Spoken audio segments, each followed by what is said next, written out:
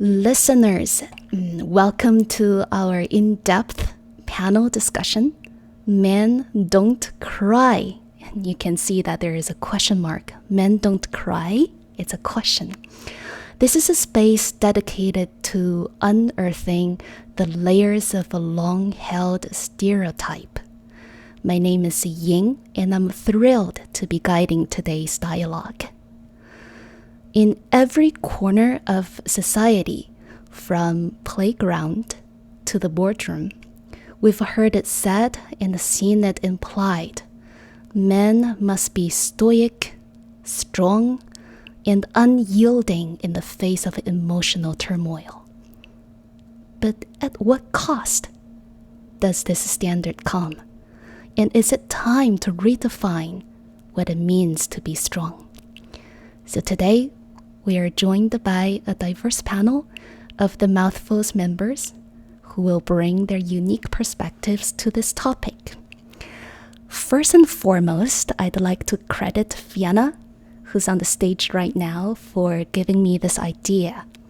Fiona, spotlight on you. Tell us what made you interested in talking about men and the men's emotional health and emotional suppression as a potential concern.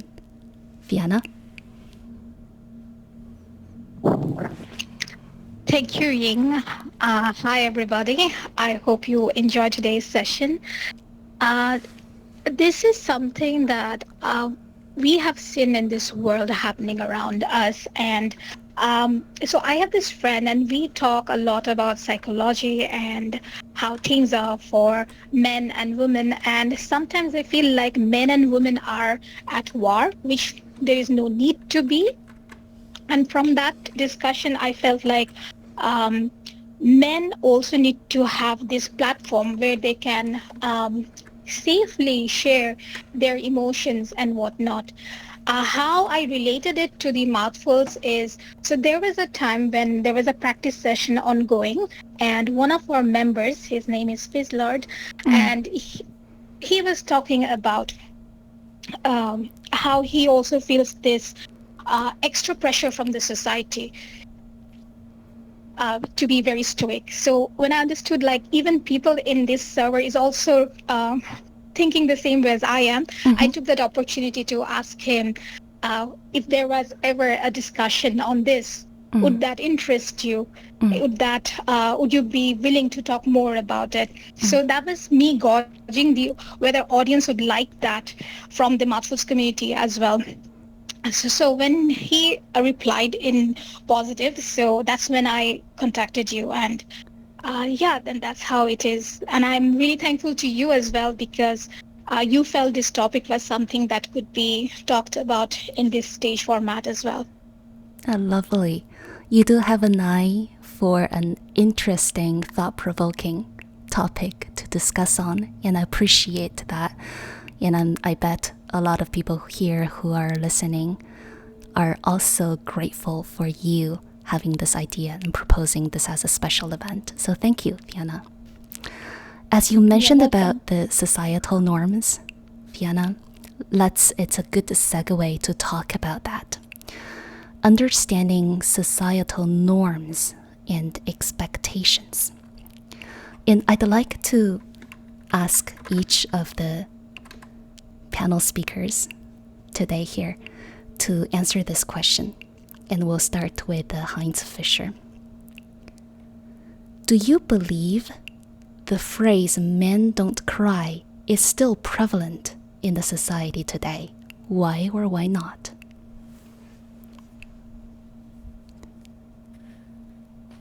Well, I believe it is very prevalent in Western culture. The men don't cry, men don't show the emotion in front of others, and they need to be on themselves to solve whatever problem it is they face. And for me, it's the old fact about Stoicism. I think it's a little bit of misunderstanding. I think it's not the I think it's the expectation of Stoicism. You just ignore every problem. You ignore every sadness, everything that makes you feel uncomfortable, and just press through it and be a man. And it's not about this pushing through the problem with ignoring the fact that it feels uncomfortable or that it is sad, because pushing down any emotion yields no resolution in the long run, because it will come back, it will haunt you at some point. And this constant talk about Stoicism is, for my expression, Stoicism should be a point of, you should evaluate an emotion in a specific situation and then you maybe solve the problem. But when you're sad or when you're angry or when you have a specific emotion about a problem, maybe it is better to solve the problem first than to ignore it completely, than to as well solve the emotional problem first and then put on the problem, and not just ignore it and go ahead with whatever you're facing. So it's, I think it's a recipe for disaster, because you pile on burdens of soul, of you, because you have dissonance when you have problems, and you face it constantly, and then it gets heavier and heavier, and We at will, some point, Heinz Fischer, I'll pause you there. Sorry. We will eventually get to the oh yeah, how media plays a role and the repercussions of sure. the suppression. There's an agenda on the side chat Sure, on the sorry. right-hand side. Yeah. Carried away. So to summarize what you said, you do believe that men don't cry is still very much prevalent in today's society, under the influence of this misconcept idea or understanding of Stoicism. Exactly. Okay. How about you, Hunter X? Do you think men don't cry is still prevalent in today's society? Why or why not? To be honest, I would say yes, it is very, very, very prevalent. And because it is very prevalent, we still have parents who would tell their kids to not cry. You're a boy, do not cry.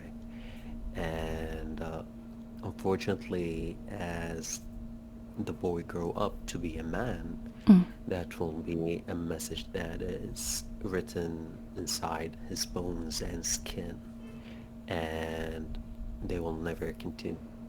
They will never cry in front of anybody. They will never show their emotions, and it hurts, and it will continue hurting.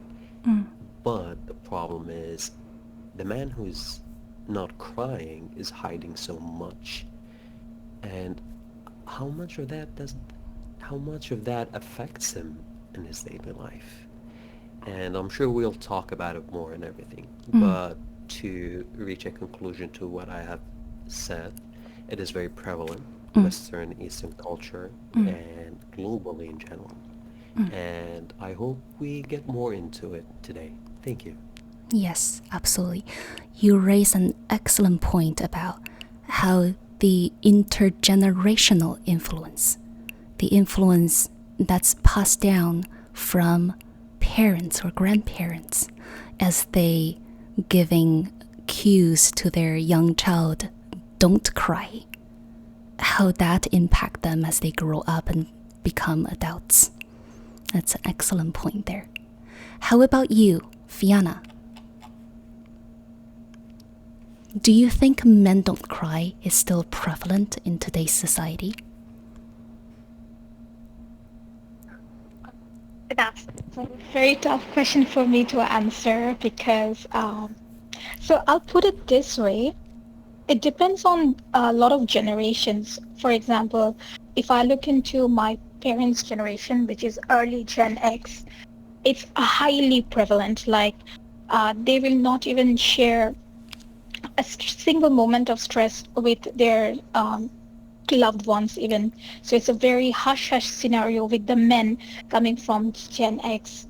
The reason I'm saying this, that for my generation, it's like, My experience would be always limited to how my male friends are interacting with me, right? Mm, I wouldn't know how they are interacting between each other. So what is happening in a men's world, that information I personally don't have.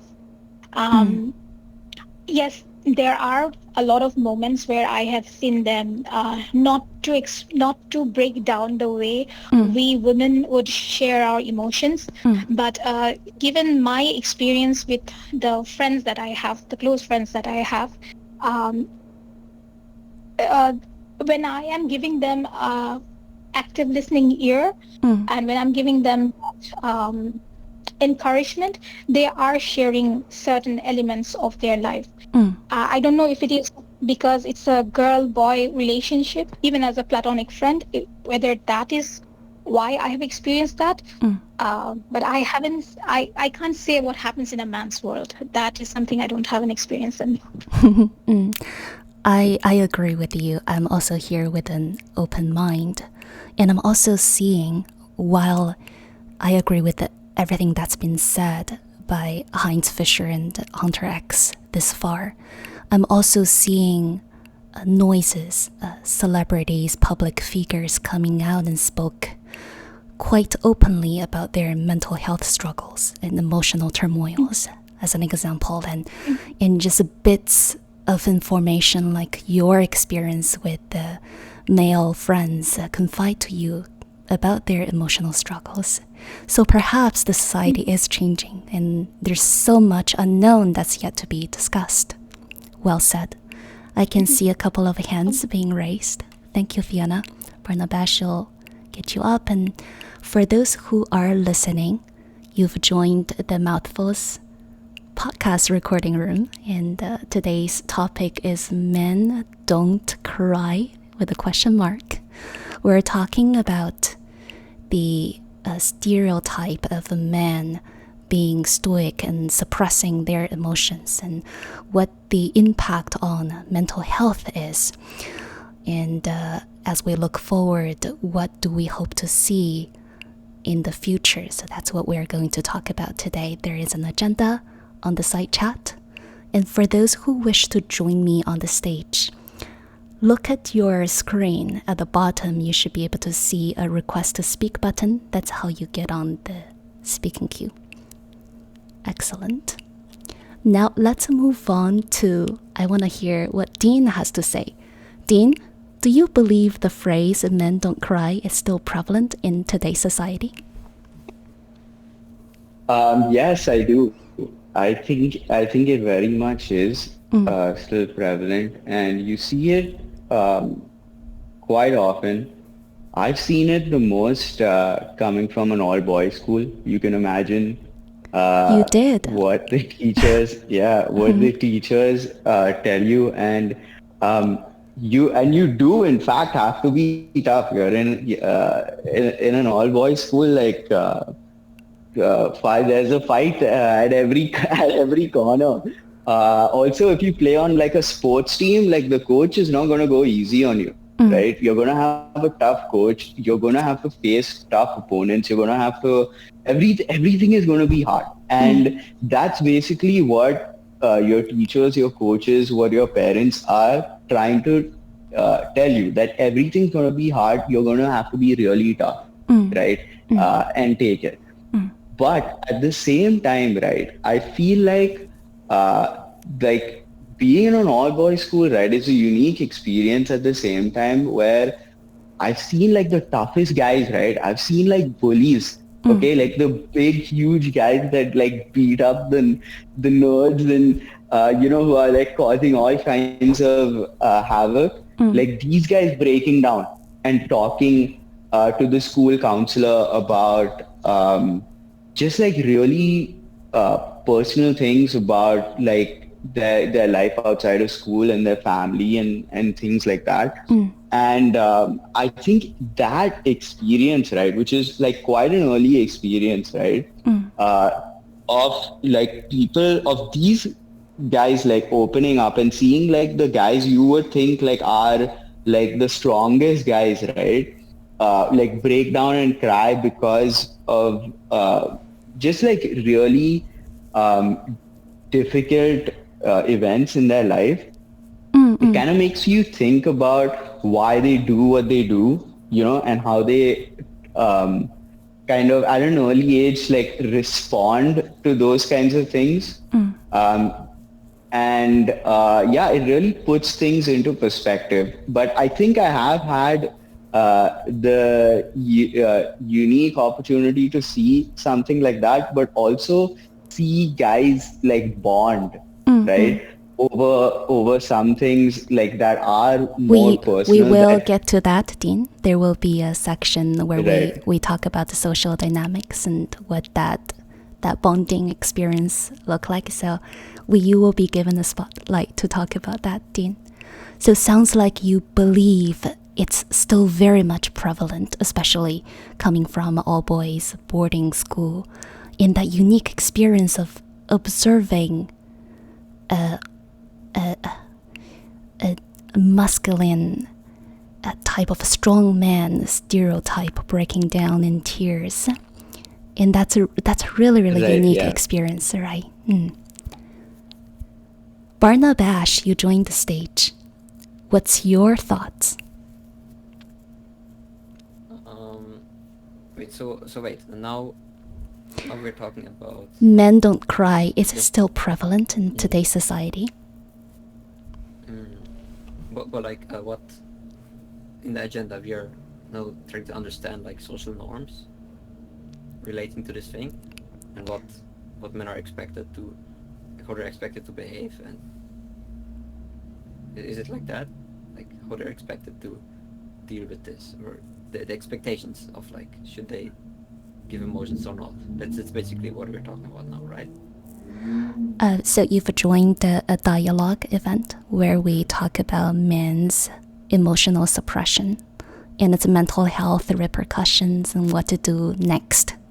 Now we're talking about whether you think this stereotype of men don't cry is still prevalent in today's society. Okay. Well, I think it definitely still is here. It's a big part of society. It's still very big. It's still here. It's men are by many not really expected to cry and show emotions in these ways. And a lot of things are getting better, but it's still very prevalent. And I myself can especially see that on like how men sometimes interact with each other. I mean, there it's very visible, because since all are men and all are expected to, or many of them are expected to, not show emotions in these very emotional ways, or just don't show it at all. They all have this expectation. It's very hard in a group like that to be emotional. It can be very hard. Like from what I've seen, for example, I oftentimes see that men, when they're emotional, they oftentimes they don't really put it out there directly. I've often seen they instead, at least what I've experienced, that we instead try to like tease each other and make jokes and that way deal with these things. But that happens a lot more often than just saying those emotions, just putting them out there. And I agree with that. I think it's still prevalent, and again, it's this often comes from the person's parents. That the father also has been told to not show their emotions that much, and then they just give that on to the child without even really thinking what if it's good or bad. It just keeps on being put forward. And sometimes there might be a parent, especially that, who is a lot more emotionally intelligent and aware, and thus the child can become more like that. But I think you can't even really, it's hard to pinpoint who is really fault here, because oftentimes I feel like in families you can't even They aren't even aware that this is bad.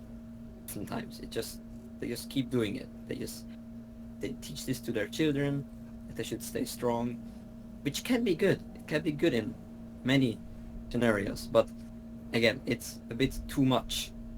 It's not natural. It's good to stay strong and not get affected by emotions that much, but oftentimes I see men haven't cried in years.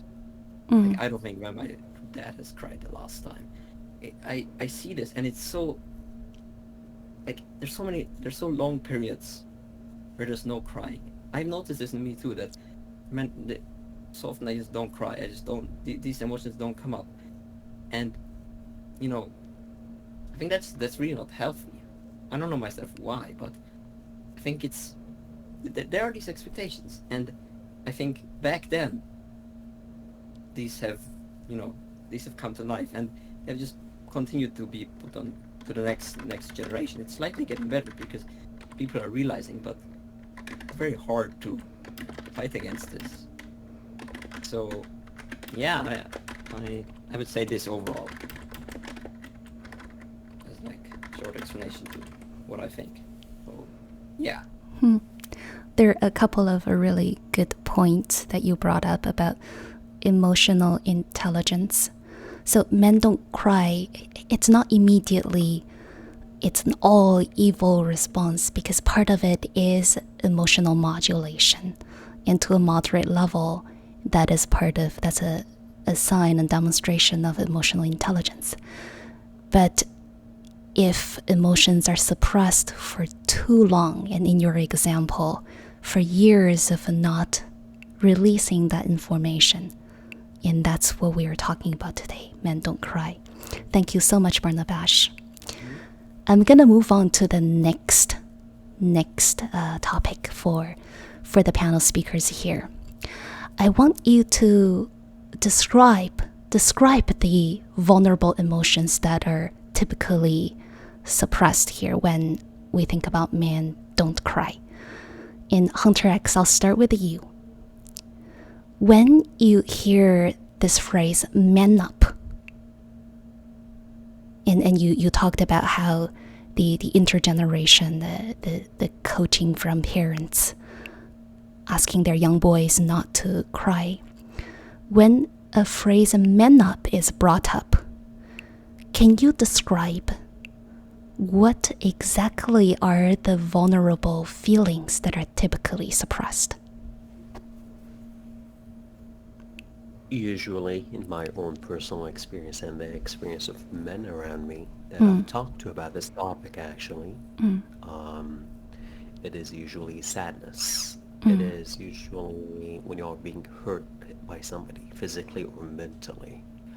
It is when your rights are taken from you by your siblings, whether it's a small thing or A toy? something, a toy, my Doritos that I really wanted to eat last time, the pudding that was in the fridge that they stole without telling me, that made me cry once, but I never told anybody about it. So usually it sticks to sadness, dejection, depression. It is all these very, very sad emotions that are usually the ones they don't want you to show, and they don't want you to let anybody know about them, because you need to be a man. And that is the biggest problem in this situation, and that is what I think. Thank you. Thank you, Hunter X. Same question to you, Fiona. When you hear the phrase man up, what are the emotions typically are suppressed here? Let's unpack that and describe that with a language, precise language. Hunter X mentioned sadness and painful, hurtful feelings, depression, dejection. What do you think, Fiona? I think fear. I Fear. think fear is something that, fear of failure, or maybe see, this is how I see men. Men, they want to portray themselves as somebody who has a trail of achievement, right? Mm, So when those achievements go wrong for them, mm, it somehow strikes their ego. Again, I might be wrong because I'm not a man. I don't identify as a man, but this is just something this is my subjective opinion on this. So I feel like when life is all about ups and downs, so there will be times when you can achieve something, and there will be time where you will fail horribly, right?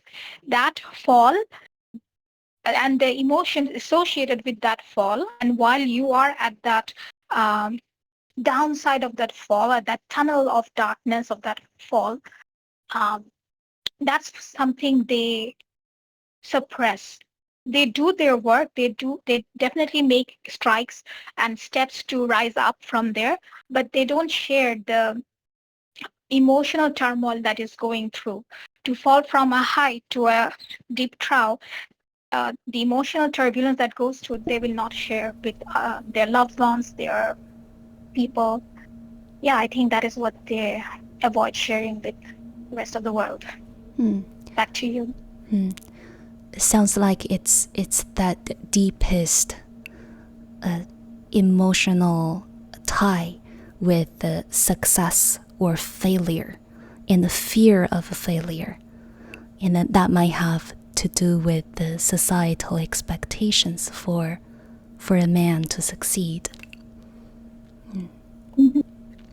And I'm gonna verbalize this audience. If there are helpers or staff, please do help me tag some audience comments, high quality ones, and you can reply to that comment you like me to read out aloud and then ping me. That would be the most efficient way for us to highlight some of the very high quality quotes from the audience. Please do. Welcome to the stage. We have two new joiners, Hedron and PK. Welcome. Dean, what do you think? Describe the emotions that are typically suppressed when you hear someone say man up. I think it's definitely failure. Failure. It's failure and a sense of being inadequate, maybe as a result of failure or just not being able to accomplish what you would like to, or what you're seeing that you should accomplish around you in society, right? What society is telling you you should accomplish. And I would say like most men are like very like goal oriented and really do want to do like amazing things. Everybody wants to work hard and achieve all their goals and, you know, become wealthy and, and be respected and have like a good job and be able to like provide for their family. I think when there is a lack of that due to, you know, external circumstances, right? I think that is very challenging, right? Because especially when something is out of your control, right? Like losing a job, for instance, right? Like losing your job is going to make you feel horrible, right? You're going to feel kind of helpless. You kind of feel like ashamed to like tell people because it's kind of like the thing that you're like most proud of. You don't have anymore, right? You've got to like now figure out like all of your resources, have a plan and do something. The thing is, right, that most men kind of know that when they're on top, like everybody's with them. Everybody wants to be there. But when you're at the bottom and you've experienced some failure, right, or a lot of failure, that you're going to be alone. And that's the case actually. So not everybody has the support that they would like to have from friends and family. Unfortunately, people do. We Not, will it's not like talk everybody, about so. the support, Dean. So what I've gotten Oh, okay. is the emotion, as you describe it, is the failure. I don't know, it's a fear, but I picked up it's the shame, the fear Yeah. of shame that's associated with the failure. Yes, yes, Yeah. exactly. Sorry, I keep jumping the gun to the next That's okay. thing, but That's okay. Stay on topic and answer the question directly, as there right, will be yeah. questions that will ask you about the community and coping, etc. Barnabas, can you describe the emotions that are typically suppressed in men? As we think about the phrase "man up," what emotions are suppressed? I'm gonna get to that with what is suppressed very soon. Very, very good points people have mentioned, but I would like to add what usually is not repressed, because I think that would be good to understand that. What is not repressed, what is not, what do I say, what is, like, when they say man up, So what's not suppressed? I would say, for example, other ways of other, more, which people call, not very pleasant or very, very self-destructive emotions. And, like, for example, anger. If I think about anger, that is not really put down as a bad thing, or said that, oh, man up, you shouldn't feel angry, you shouldn't. But again, it's weird that so many other emotions are not told that you shouldn't feel, but sadness or failure or vulnerability, those ones are, they are, put down. They're not good. When you man up, you shouldn't be vulnerable. You shouldn't be sad. You shouldn't show sadness or guilt or all of these things. But, like, you look at anger, I feel like that's even encouraged in men. Like, be angry instead. Anger can fuel you. It can drive you. It can give you motivation. It's kind of seen as a good thing. But it's weird that, because anger can also be very self-destructive, can also be very bad. It's weird that that is seen as a more positive thing, and it's even encouraged. And feeling sad, like, you should avoid that. You should put that down. You shouldn't feel that. You shouldn't put that out. But, like, if you're angry, that's just yeah, that's okay. Yeah, be angry. Go into the forest and scream. Be angry. Use your anger and to fuel yourself, which aren't bad things. Anger can be very useful, but again, that one is very just. It's not as put down as sadness, and I think every emotion should be on the similar level. Too much is not good. Too little is not good, and it's not balanced out, in my opinion. That's such an insightful point.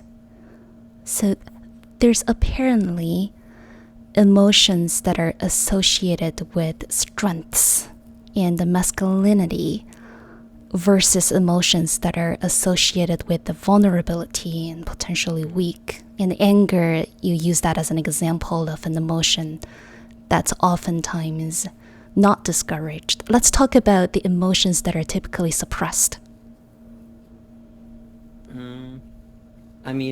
I definitely would want to add just vulnerability itself, not just sadness, but, like, just being, honest about how you're feeling and just putting it out there, just opening up and talking about something that isn't a positive thing, or that isn't cool, or that isn't, very manly. I think just being vulnerable about just putting your emotions out and, like, talking about it. I think just that itself is not really encouraged, and I feel like oftentimes men don't do that, and instead resort to something else.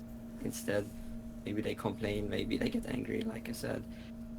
But, like, just being vulnerable, like going up to someone, just opening up, talking about just being honest about that you're emotional, that you're not feeling good, that things aren't going that well.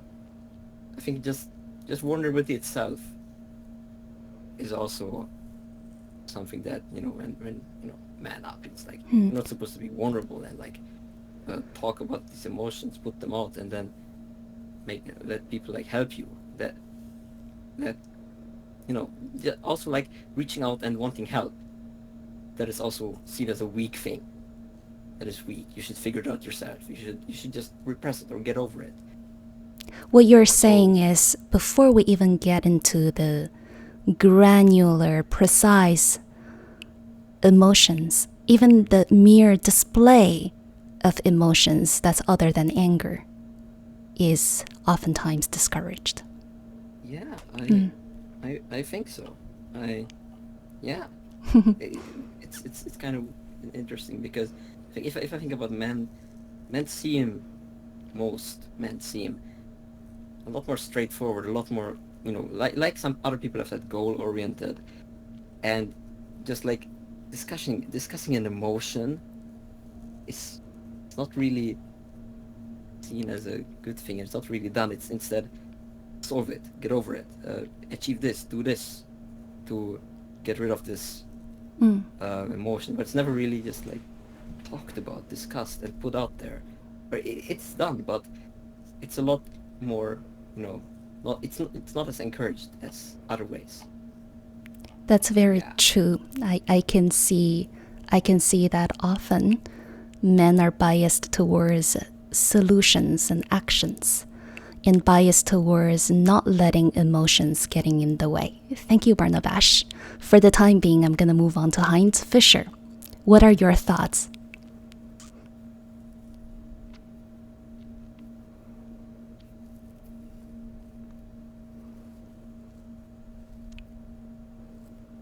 Can anyone hear him?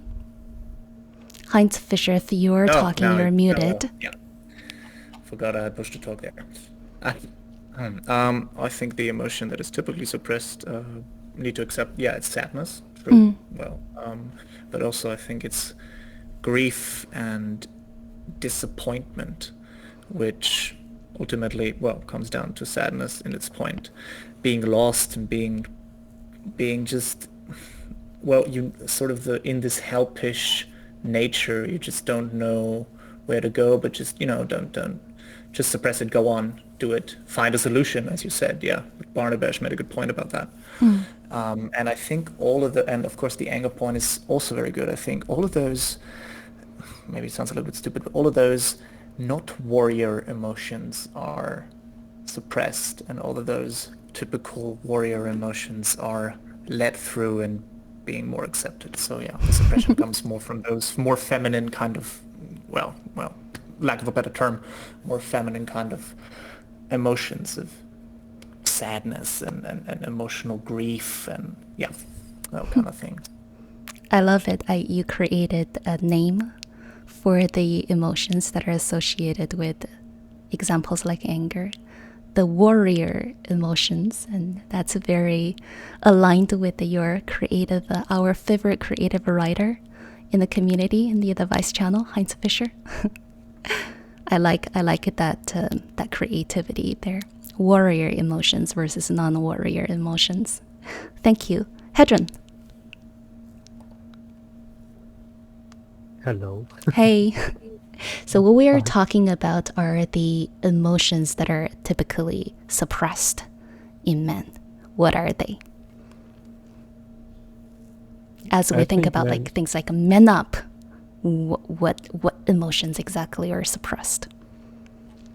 I think many of the points I would mention were already named, but I guess I could talk about some personal experience. So just a few minutes ago, I don't know, I was kind of anxious actually. How so?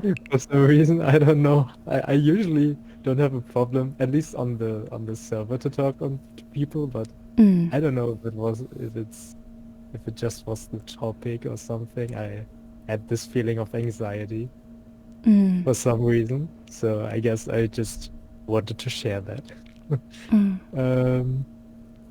Yeah, and I think as many people have mentioned, like all the emotions that are usually showing vulnerability are the ones that are suppressed, like sadness and shame, anxiety, Mm, fear in general. And I also really like the point that some people brought up with this warrior mindset, mm, because I think that's definitely a big issue. It's getting a lot better, but when I was a little bit younger, mm, it was more prevalent. And I guess at that time it was the best option I had to deal with my emotions because nobody told me how to do it properly. mm, But yeah, I mean, in hindsight, it was pretty toxic, to be honest. How like suppressing your emotions and just going through all the things even though you are hurt. Um, yeah, like I guess that's just some personal stories I wanted to share because mm, I don't really have any other points to add on to the things that have been said so far. mm. Coming up to the stage and reveal that you were feeling anxious before you came up. That is display of vulnerability, right? And that's a good example of in that stereotypical men don't cry stereotype. Displaying vulnerability is often discouraged. What you said reminds me of the self-help popular authors there's a genre with the Navy SEAL, retired Navy SEAL writing self-help books, and they exude that warrior ideals, and their popularity might have had an influence on the emotions that are typically promoted and advocated versus emotions that are seen as revealing vulnerability. Let's move on to PK. Hi. Hi. We've talked extensively about the emotions that are typically suppressed in men. PK, share with us any personal story like what Hadron did, or any other thoughts that you want to add up. Okay, so my thoughts is that the word "man up" does not always repress your feelings. It depends on how the word itself is programmed throughout your Mm, childhood. I can give some example. So mm, in the case of my father, he would ask me, "Are you a lady boy?" And then maybe perhaps scold. And the repressed feeling that I get would be the feeling of disappointment if I were to not act manly, or hatred, that mm, or the feeling that emerges, because that's the kind of act or the programming that my father exhibited while saying the word "man up." However, I have seen a good example of positive programming where the father figure are more calm and compassionate.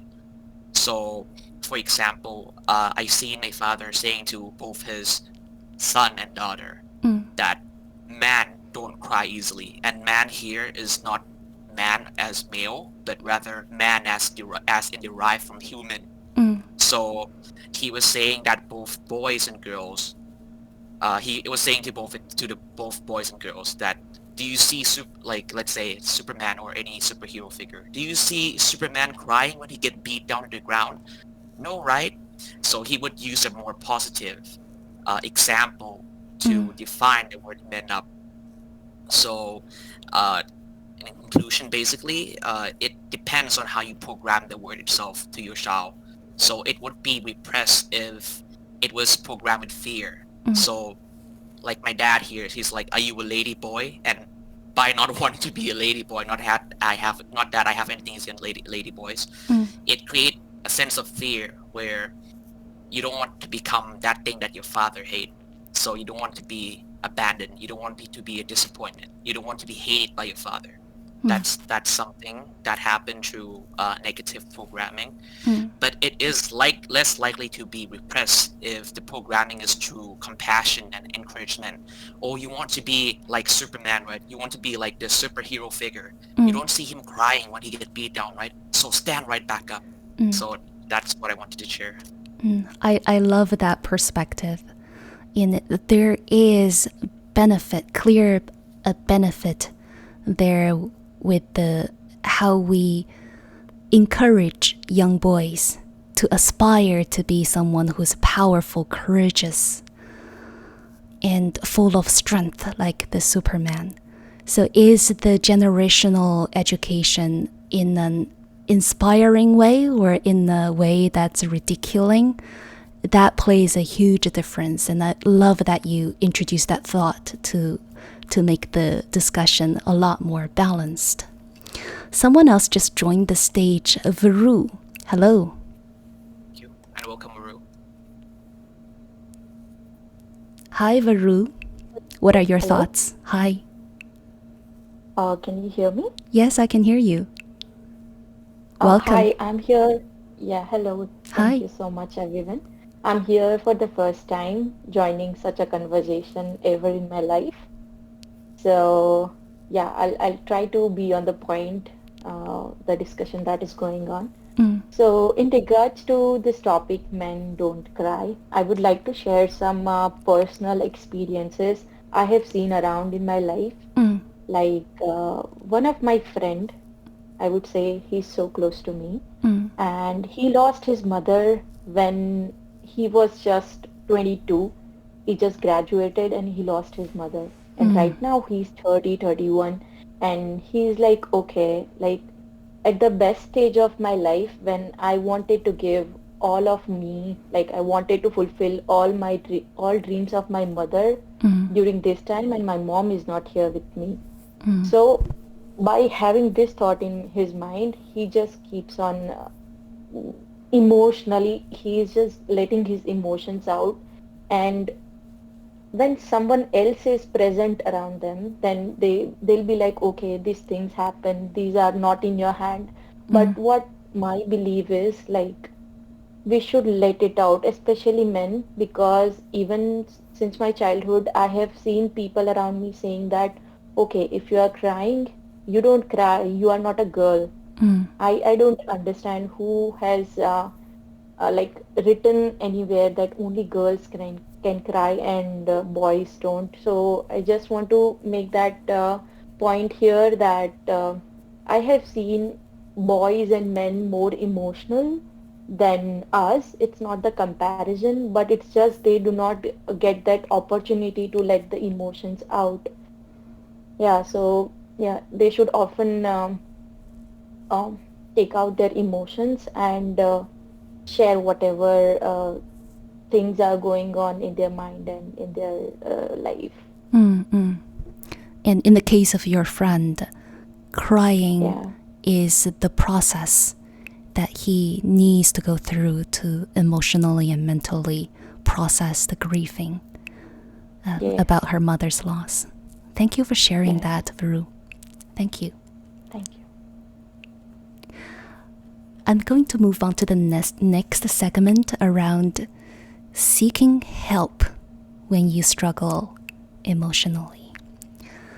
And I've often heard this again and again, that the emotional support or that social dynamic is not there, or it's not normal, and it's not a thing that men usually do to display emotions when they struggle or when they need help. The professional emotional help or mental health mechanisms are not male friendly, not designed for men, and it's something that men don't resonate. So let's talk about that. When you struggle emotionally, when you're in a rough patch, where do you seek help? And what were some of the challenges that you experienced? I'm going to start with Fiona, and since we're talking about men, talk about this topic in a way that describes someone that you've seen, someone you know.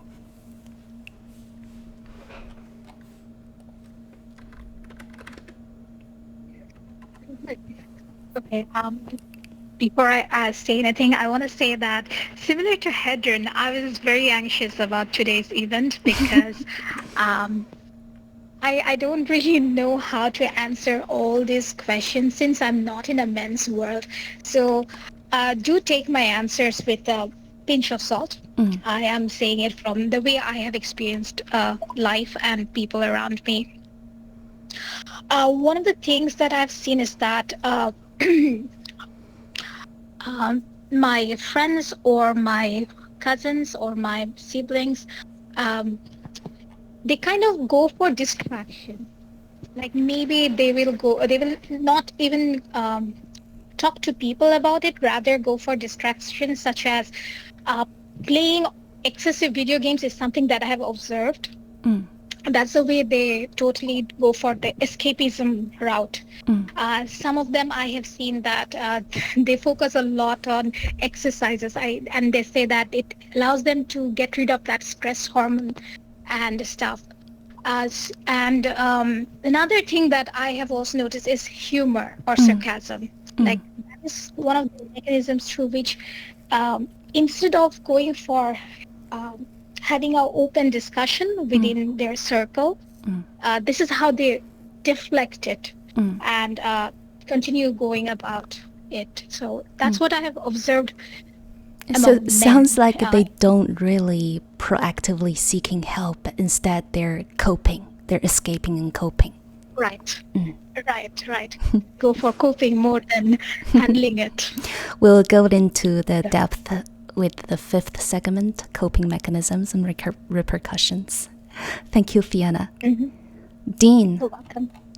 what kind of, when you struggle emotionally or someone you know struggles emotionally, where and how do you seek help? Or how do they seek help? And what kind of experience was that? So I would agree with the points Fiana's made. Also, because I would first basically think about what it is that I'm going through. Like I would analyze this on my own, right? And think about how I can work through some of these things. I almost never think that I need to immediately approach somebody or tell somebody unless it's been something that's been bothering me for a very long time. Like I mean like months and months, right? I think like thinking about logical solutions to some of these problems. I know that all of them don't have logical solutions, right? Like especially like somebody that you love passing away, right? A family member or a friend or something like that. There isn't a logical solution to how you're going to deal with that, right? But I think like there's a lot that you can do. I personally feel like for me to think and reflect and just like feel whatever it is that I need to feel without having to involve anybody else, right? But if I do, like if it's been a while and it's something that's bothering me, I have friends that I have known for many years, like since I was in school, college, who I can confide in. And I think like this is a very important thing. I'm sure there's another segment that we can talk about this in more depth. But I would definitely like talk to my friends, maybe even talk to some of my family members, like talk to my sister about it. And just, and usually when I do this, right, I don't really look for this person's opinions or look for them to like comfort me in any way. Like I'm not really looking for that. I want to just say the thing out loud to somebody, and I feel like that kind of makes me feel better as well. But it's very important, I think, to have friends and potentially like family members that you can talk to and confide. Sounds like you, for a long time, when you struggle emotionally, you would rely on yourself and find logical solutions on your own before, until it's months. I would, I So would, but I why? would also Why? just try What to feel stops it. you? What stops you from calling your friends right away? Why do you not seek help from your friends right away by just, like you said, Oh, venting out what's um, happening and get more comfort right away? Why? because it's kind of like you're putting. I feel like I'm putting my burden on somebody else. And I don't want it to be like I don't want there to be a kind of like dependence. I feel like if you're going to like therapy to a psychiatrist, you're paying that psychiatrist for like 1 hour, right, in a week or whatever your schedule is. That's a psychiatrist's job, right? And they're able to detach themselves from it, like they're trained to do that, and you're paying them for their time, right? I feel like I'm not paying my friend for their time. And I don't want to like and especially when you have somebody that's closer to you, like friends and family, you don't want them to worry when you're not there, right? Like if you tell them something, like you don't want them to worry and think about it when you're not around, when you're not talking about it, right? And I feel like it's putting a burden on somebody else when I should know how to solve some of these problems myself, or just go through the emotions of it. Just feel it, like maybe I'll distract myself for some time, do something else, like I'll work out or whatever. I'll find something to do, but which I will always do. Like I will always do that. And I will see like what I can do to resolve it myself. Just think about it. Like I also want to see what it is to just go through this. I don't want to like just as soon as like something happens, like, hey, I'm gonna like go to somebody else and put it on them and see what they can how they can help me and stuff. I think it's important for me to, at least personally, that's how I've gone through things. I think it's very important for me to try and resolve these things myself. And but So it is also you don't important want to to burden confide in your others. friends. You don't want to burden your friends, and you want to take a shot at resolving it on your own. Yeah, yeah, exactly. Yes. Okay. Thank you, Dean. Yeah. How about you, Barnabash? What's your experience in seeking help when you struggle emotionally? I mean, I would say, no, I'm not really a good example of seeking help, really, because I don't do it that much, and I don't really know why. It happens rarely. Whenever I do it, um, it's, how do I say, like, for me, at least I think that usually I don't take help because I'm just very scared of sharing those emotions. And I don't know, I don't think myself that it's because of societal expectations of how men should behave. Maybe it is. Maybe that's what it is trying to say. Maybe that's what it's showing. But so I often don't take help because I just have a hard time putting this out there. But whenever I do, I really try my hardest to not be scared. I just put it out there. And I've done it to my parents sometimes. And it's really just explaining it, really just being honest, like just fully accepting that this is what I feel, this is what it is. I'm gonna try to put out exactly that what I'm feeling and see what they can say about it. And often it's enough if they just understand, listen, you know, they don't necessarily need to give an answer. Of course, I definitely always seek an answer. I find it very interesting. I've heard this comparison often made, where they say, you know, that not comparison. The two sides. It's like they say that women, you know, feminine people are more, they're more, they don't really need it. They don't really need an answer. They just want to be understood. And then they say that men are instead, they really want a solution.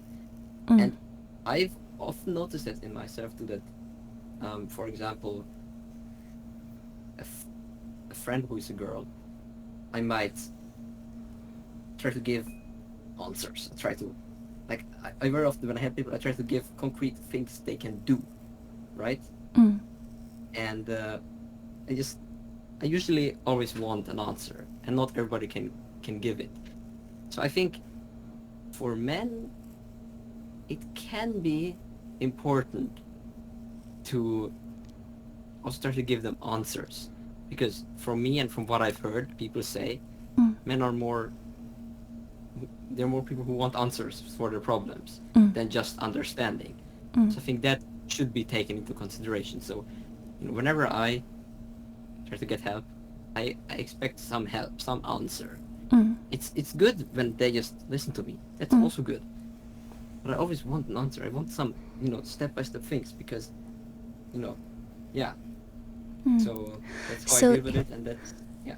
You also, very similar to the previous speakers, you also generally are reluctant to get help, and you can't figure out why. Maybe part of it, I heard a bit of, you used scared, but it sounded to me more, but revealing that emotions or a need for help, what would happen once you ask for help. And you did talk about your experience displaying the emotions to your parents, for example.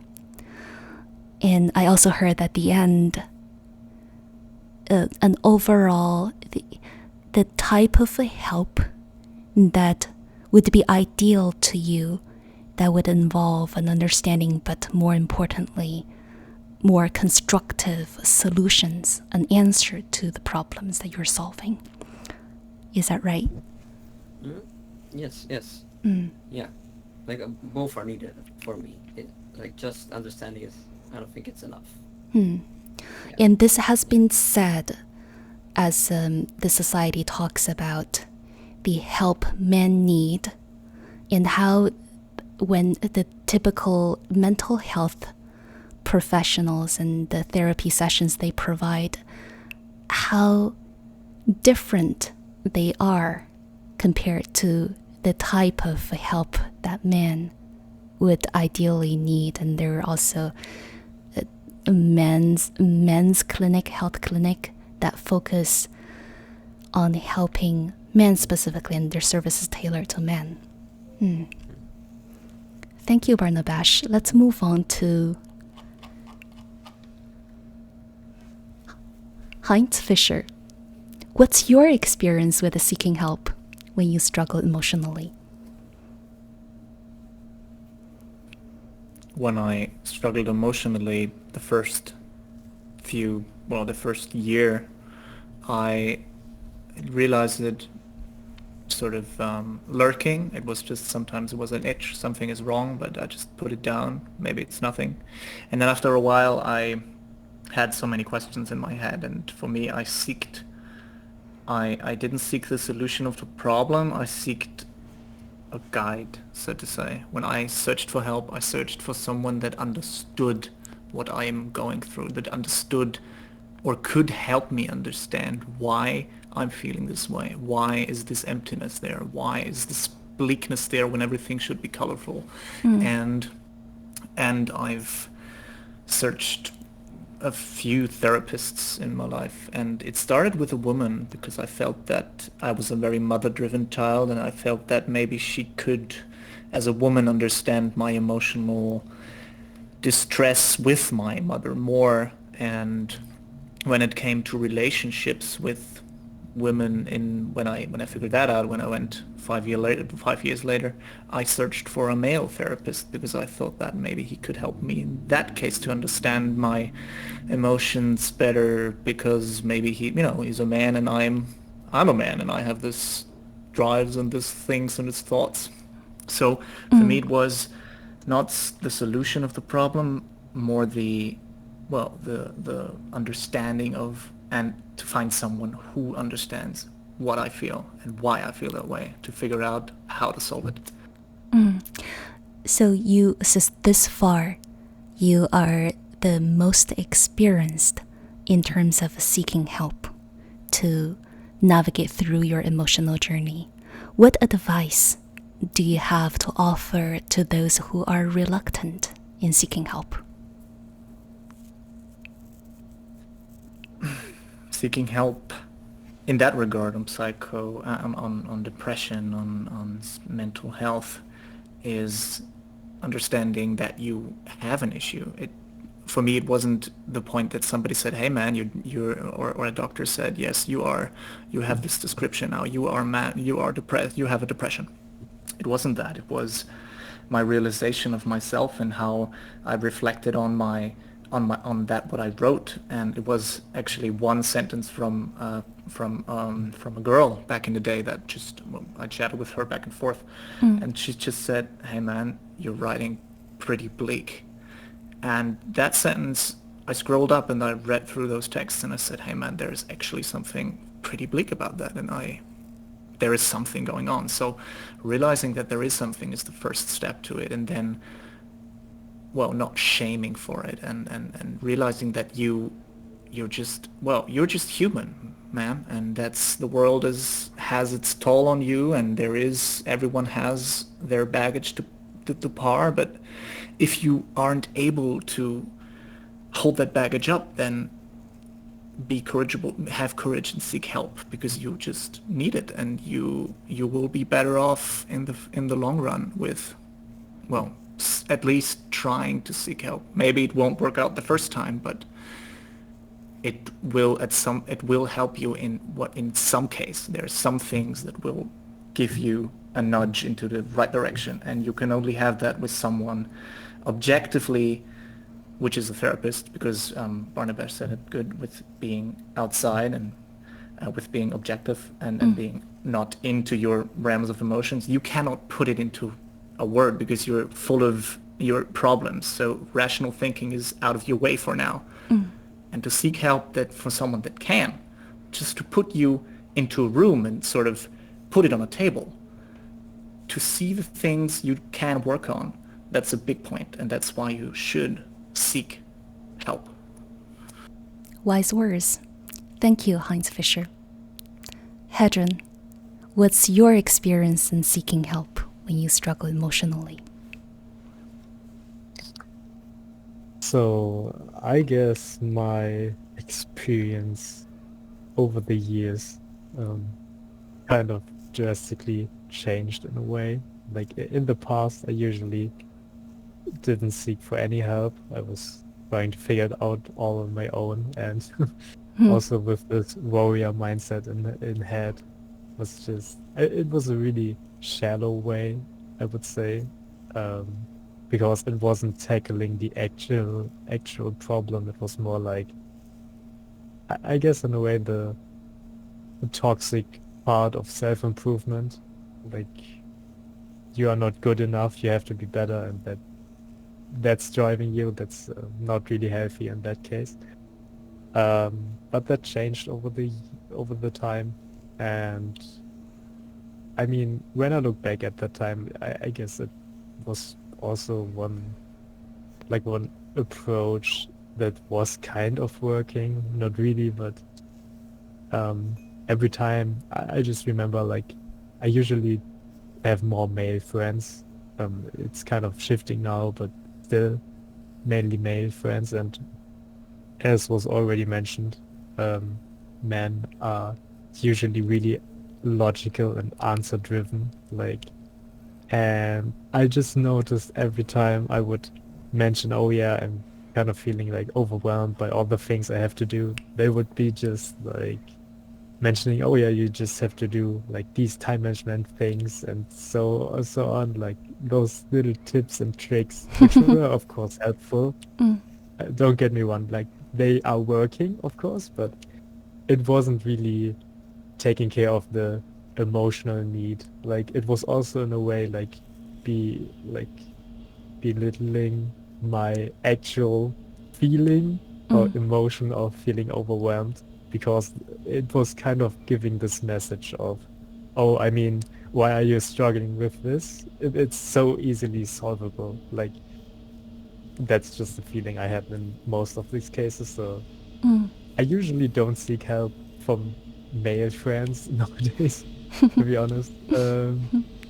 Yeah, and I mean, I also, um, some 2 months ago, I also joined a therapy group to talk about that stuff that's bothering me. So yeah, I think that's the most experiences I've had. Like it definitely changed over the years, drastically. Also, yeah, I guess I evolved. I made a lot of mistakes, and I will continue to make a lot of mistakes, but that's okay.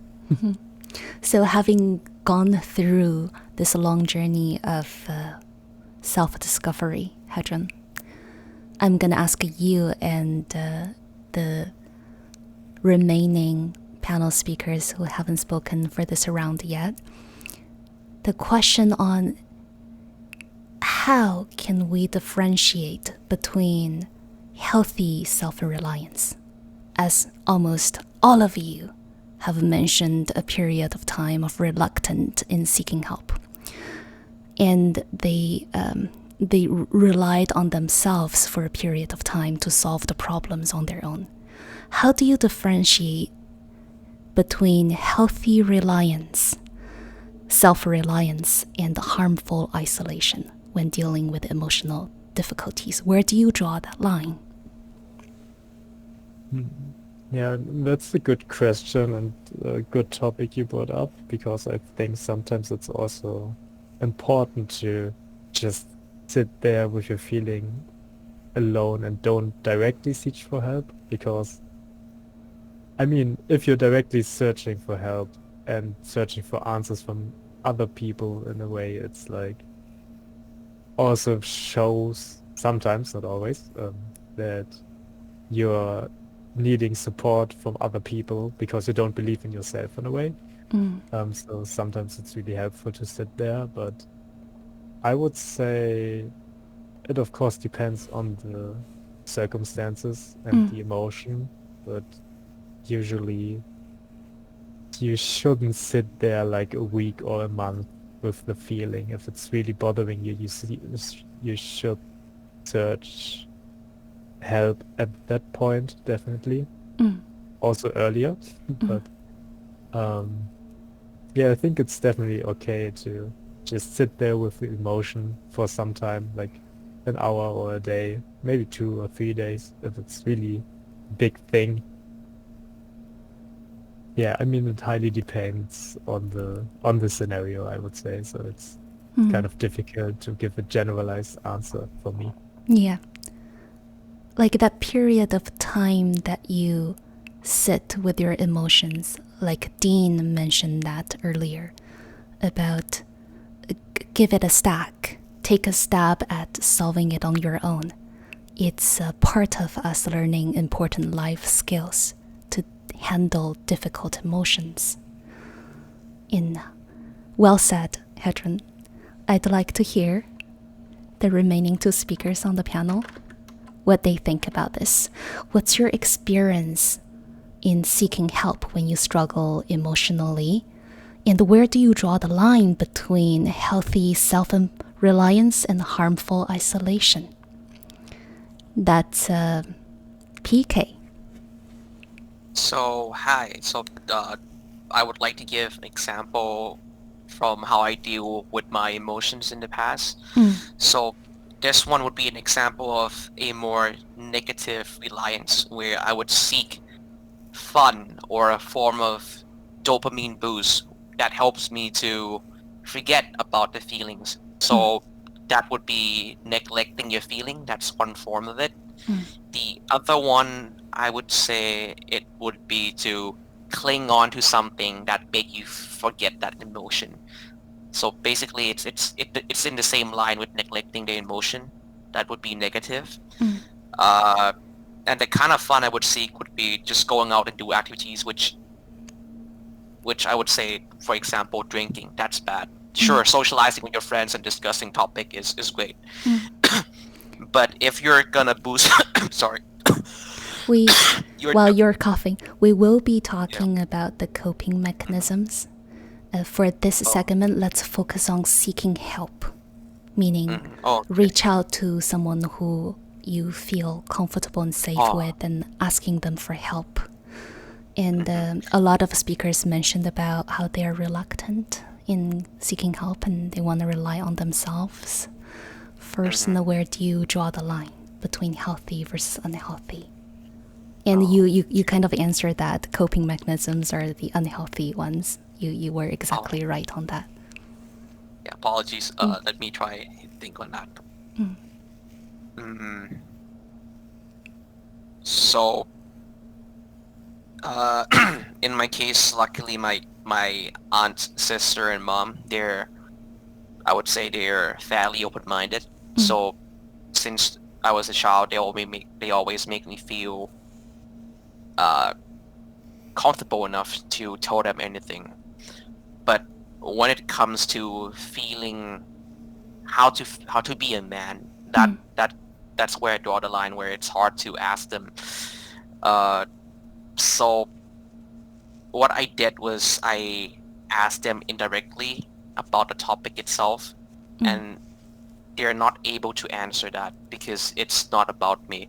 So the negative thing that emerges from that is that since they didn't know that it was me asking that question, the thing they say might be a bit more harsh. So that's something that's negative that comes from it. And something a little more positive would be me accepting the fact that I don't know this stuff, and I choose to ask them on that, and they proceed to give me a more positive form of advices. That would be my answer to that. And yeah, I think that's it. Thank you. So you're a knowledge seeker. When you struggle emotionally, as I can tell, you take it as an opportunity to learn new skills and you reach out for help. Why didn't you reach out to the male figures in your life for help after you talked to your aunts and the responses were not satisfying? Why didn't you reach out to the male figures? Because as I have explained a little bit about my father in the last part, he's not the kind of guy I would ask, because he didn't make me feel comfortable enough to ask him about this stuff. And I had my own assumptions even before I asked him on what kind of answer he would give, which is, oh, you just do it, you're a man, just do it. Basically, he gave a really shallow answer on that, so I don't know who I should ask. I want to ask my teacher, but they're my teacher and I don't want to bother them with my own issue. It's family business. And I have tried to ask one teacher once, but he kind of politely told me that it's not his business. He didn't exactly say that, of course. He said it in a way that's more polite. So I didn't feel encouraged to ask any male figure. But what I did instead of asking question, I let people ask me questions about these stuff. And so I helped my friend on the same topic, and we would discuss rather, where they ask me first and then I would open up rather than asking them. Is your experience the reason why, PK, you've been playing such a positive role in the community by counseling other members who sought for your help? I would say so, because one thing I believe is that when you have a better understanding of other people, you also gain a sense of clarity on some aspect of yourself as well, because we're all humans and we have something in common in some ways. As people say, the best way to learn is to teach. Well said, PK. Thank you very much. Hunter X. What's your experience been when you seek for help, when you struggle emotionally? Can you hear my voice? Yes. Okay, Discord was acting weird for a little bit. Um, so, to give you background before I start answering the question, I have mental illness and I have been depressed for a very long time. I think I was depressed when I was 8 years old, and it continued with me for a very long time without knowing what's wrong with me until I was 21 years old. And for that amount of time, I never knew how to seek for help because nobody taught me. Just like Fiona has mentioned before, the early generations before us were not taught how to deal with your problems. They always told you to man up or suck it up or go on, bottle it up, you're a man, you can do it. But they never taught me that, hey, sometimes you can share your emotions with somebody else. So I think at 21 years old, I exploded and I Exploded. exploded in a sense that I couldn't function in society anymore. I was not able to go outside. I was afraid of people. I was afraid of school. I was afraid of grades. I was afraid of my friends. I was afraid of so many things.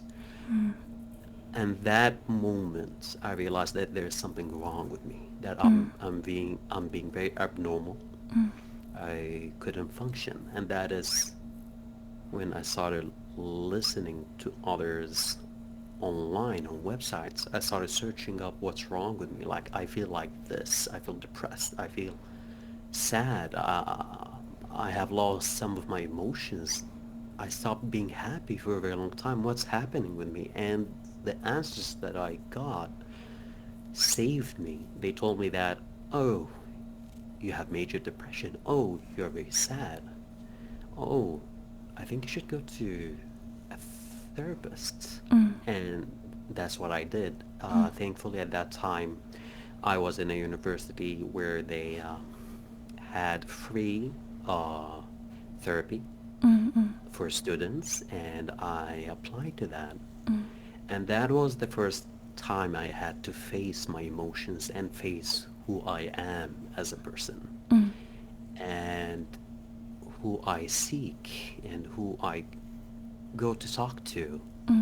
And I realized that I never talked to anybody about my problems. Never to my father, never to my brothers, never to my three sisters, never to my mother. And the more I realized that I am broken as a person, the more I started crying. I remember my first session was basically just 1 hour of crying, not being able to handle whatever the therapist was telling me, even though it was the truth, and I took it to heart.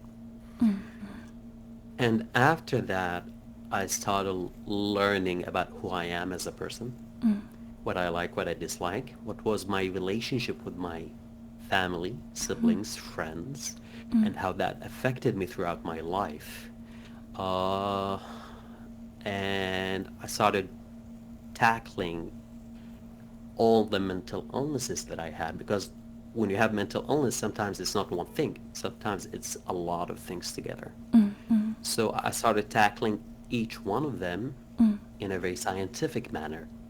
I started seeing how it affects your body, how it affects your mind. I started opening books and reading them on a daily basis. And that's when I started learning how to deal with it. And after I started learning how to deal with it just a little bit, I started talking to people. I started being vulnerable about it to see what people think about it, or what people think about me. And that's how I got a lot of emotional intelligence, and I learned how to deal with these emotions in a very healthy manner rather than isolating myself, bottling it up, and exploding. And yeah, that's my story. Thank you. Wow. Thank you for sharing that, Hunter X. That was so powerful. Thank you. I hope those who are listening have gotten as much wisdom and inspiration from Hunter X experience.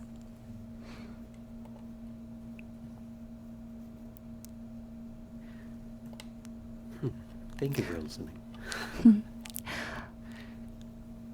I'm going to take you to the next segment about social dynamics and community support.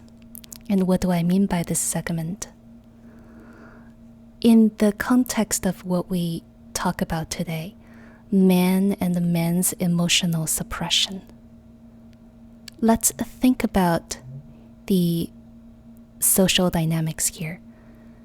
How the notion of a man don't cry affect your, or in the case of Fiona and I, how do the notion of men don't cry affect their romantic relationships and friendships? We will start with Dean. Okay, so how does this affect relationships and friendship? I think wherever you are, right, whatever you're doing, whether it's like work or you're with friends or you're in a relationship, I think you have to demonstrate emotional stability and some leadership qualities. Like these are the things that are basically expected of you, okay, by society. Uh, Demonstrate some leadership qualities, some assertiveness, and I would say like being stoic also, like nobody says that explicitly, but being calm when other people aren't, right? Like these are the basic expectations that people have of men generally out in society. And in order to fulfill these expectations, it's just not common, I guess, for men to.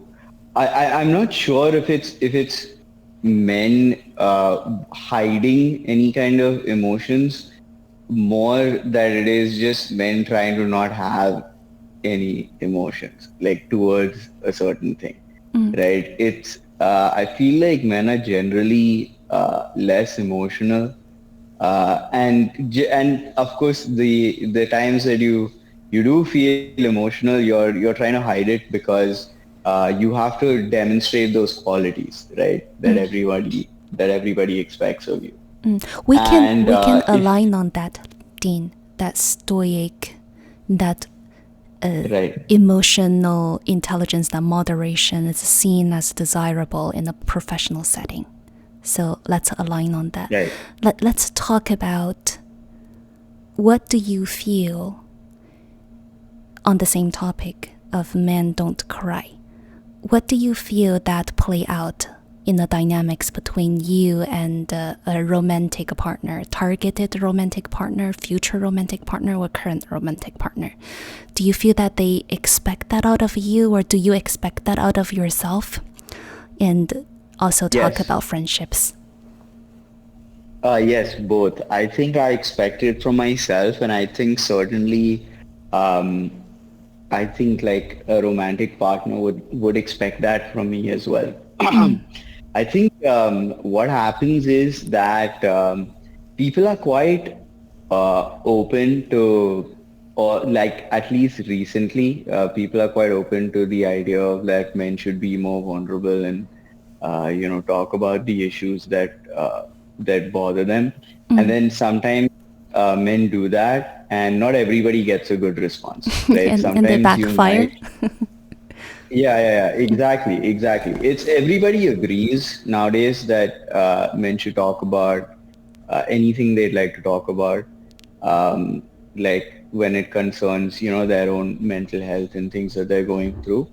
But not everybody gets a great response, right, from that. And then I think that's quite challenging. Like you always want to like show your partner that you have things together, even if like things are in chaos.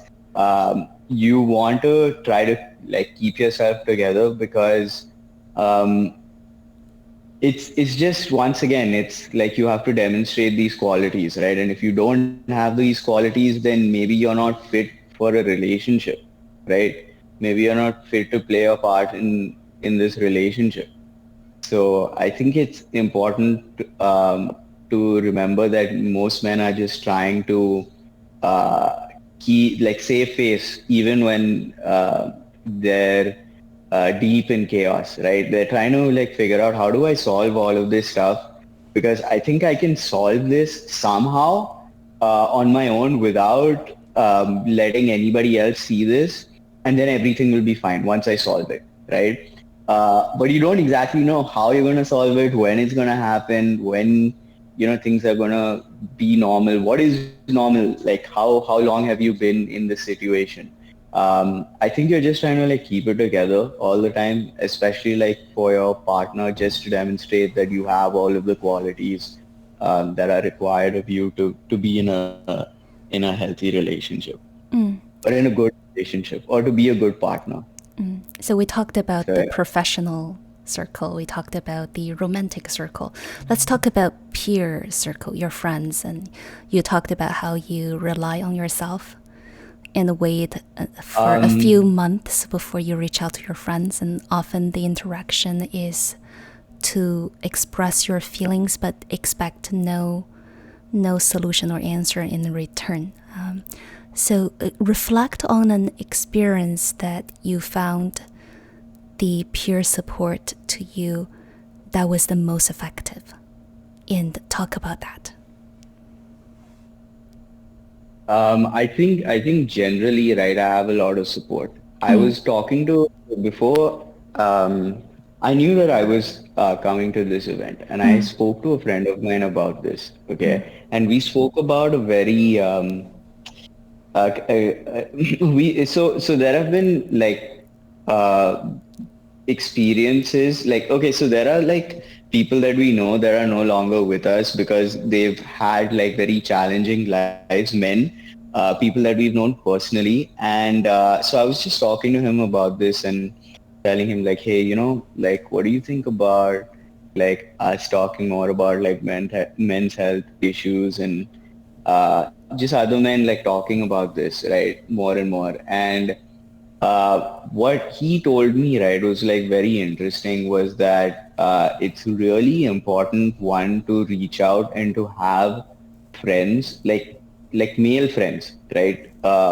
Could be female friends, but to have like male friends who have gone through and had the same feelings that you're having, right? That you can talk to, right? People that you can trust who understand where you're coming from and to reach out because sometimes like people are afraid to reach out because they're like, oh, you know what, this person's going to think I'm a loser, I don't have any friends, right? Like that's why I'm like calling them like all the time to talk to them and stuff like that, when that's not really the case. I think nowadays like guys, I feel like in my circle, like this is something that is happening where people are more open to reaching out, and people are more open to grabbing that person's hand, right, and saying, "Hey, I'm here."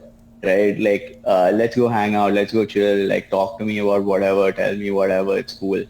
And at least you have like somebody to listen to you, right? Not everyone has solutions all the time. They might be like people, they're people who are my age. They're not like older people who have gone through everything I'm going through or whatever. But at least like there's somebody there to say that, hey, yeah, I'm with you, right? I'm here to listen. And I think that's really important. It's important to reach out and to have a friend circle. And okay, there's one more thing I want to say about this, which is everybody doesn't have a friend circle like this, which is very challenging. There's a song, okay, by an amazing musician, Liam Gallagher, okay, who is like uh, the lead singer, who was the lead singer of Oasis, and it's called "Too Good for Giving Up." And the song is to promote an organization where men go to meetings, right? Like it's men like who go to the local pub or the gym, like basically places where men congregate the most. And they have like a meeting in a room like above the gym or above the pub or whatever, where like a group of men, the local boys only just sit and talk, and you can go and sit and listen, and you don't have to talk, and other people will talk, and they'll talk about like their lives and things at home and what's going on, right? And then you can at least listen and hear like other people talking about it, and you feel that okay, there is somebody else who's going through it as well. So I think if you don't have a strong peer group and friends, I think having an organization like this would help immensely. Thank you for sharing that, Dean. Please do share a link to the song as well as a Yeah. link to the name, or the name and the link to the organization that you spoke about. Thank you for your insight. In the side chat, please do share them, Lee, Dean. On social dynamics and community support, Barnabash,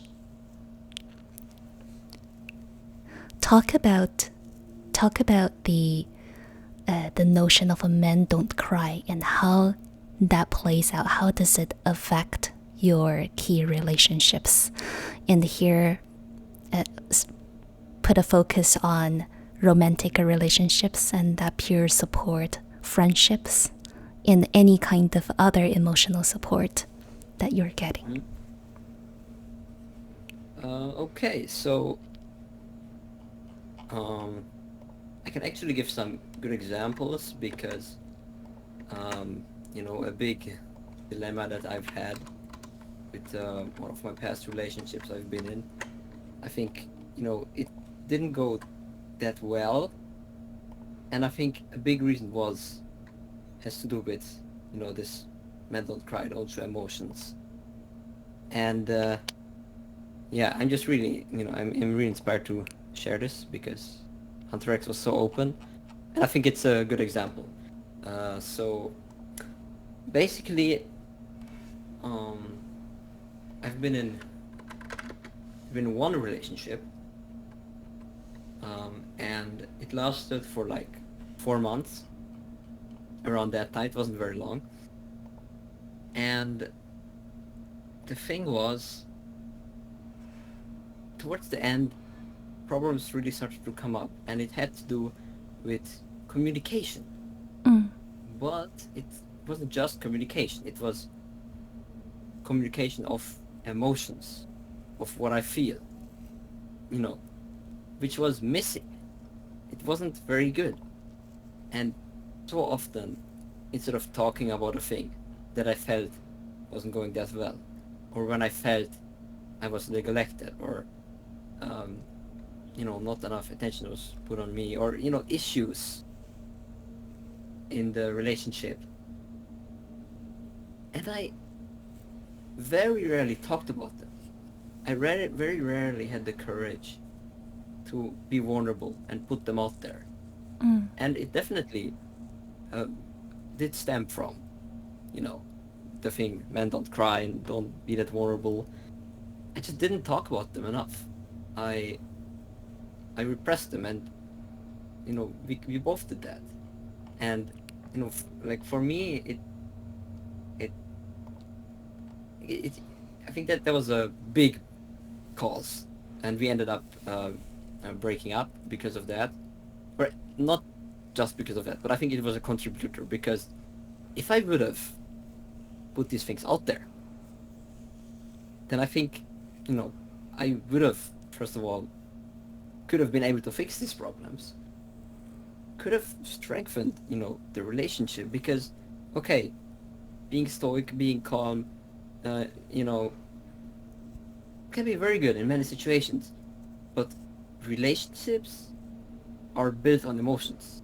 They come from emotions. Without being emotional to each other and talking about these things and being open, it's not gonna work. It just doesn't work that way. You have to. And I didn't do that enough. And there was no communication. We both had our problems. We didn't talk about it. We tried to solve it on our own without talking about it, and then it just fell apart.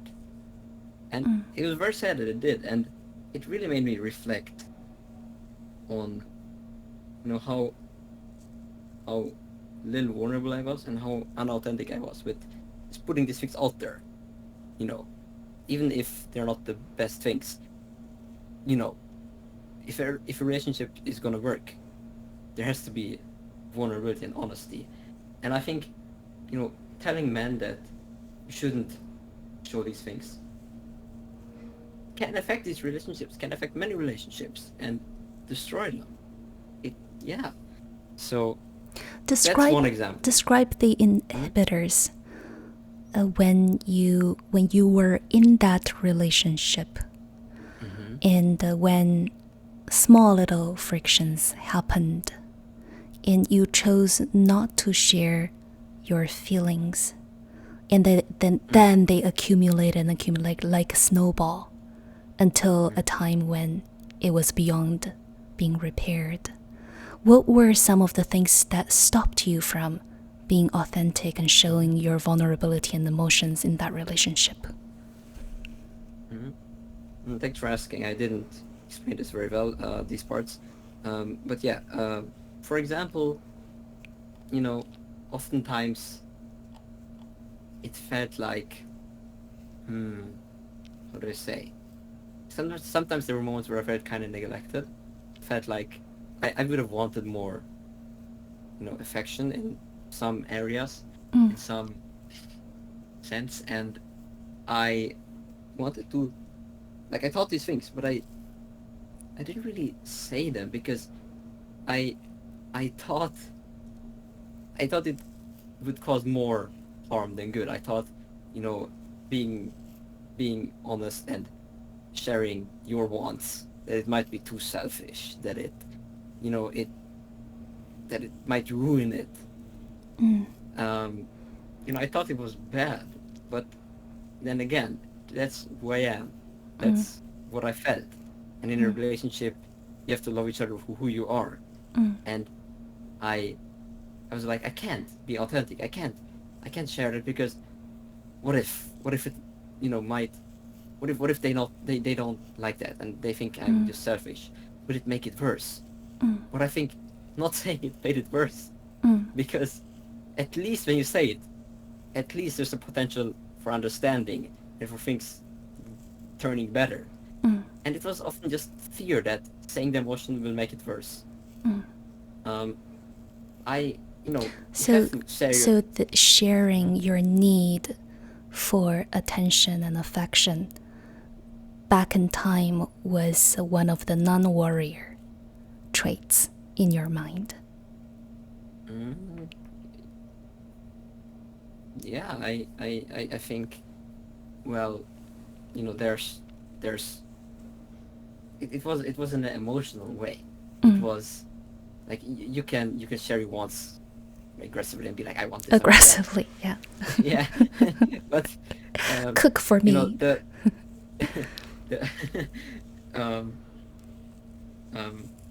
But these were very emotional, and they weren't that selfish. They weren't that do this, do that. They were, it was, again, it was, the problem was that,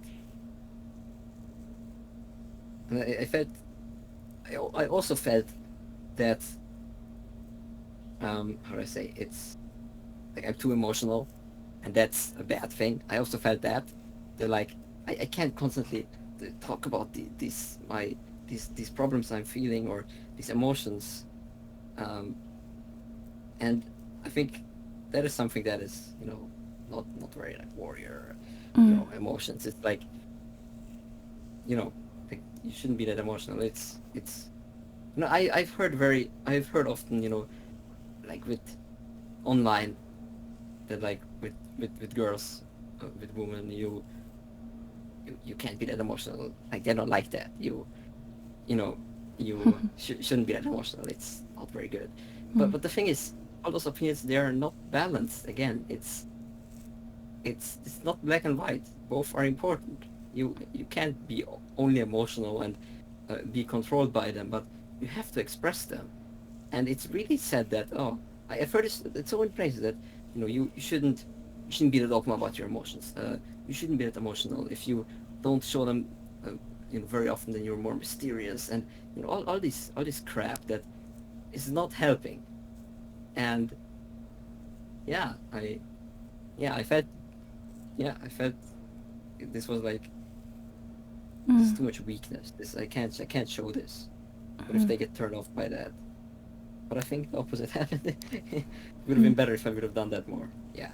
In hindsight, in your opinion, she would have received it much better had you shared your feelings earlier on.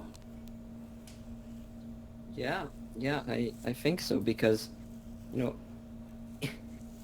thing is, even though many times I didn't, there were moments where I did share some things, and she was very open. She was accepting. I think if I would have said it, it wouldn't have been that bad. But there still was this unreasonable fear for some reason that it's gonna be bad, even though I knew that she would be okay with that. It wouldn't be that bad, and we would have talked about it. And probably me having shared that, she would have also shared some things, and we both would have opened up more. And again, like I said, relationships are really based on these emotions. They're based on emotions. That's how they work, and you can't neglect that. So I should have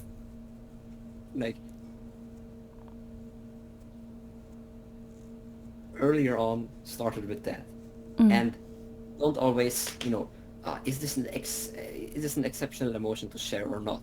Yes, if something is very, very, very, very bad emotion, which could make the other person feel really bad, maybe don't tell it. But in a relationship, you have to be open, and I was like picking, choosing from what to share and what not, and you have to share a lot. Honesty is very important, and vulnerability is very important. So, yeah, I should have done that earlier and more often. Yeah. I'm getting a lot of comments in the side chat, Barnabash. Thank you for sharing. Thank you for sharing. Those who are listening and who are on the stage, send Barnabash your well wishes. Thank you for sharing this vulnerable experience.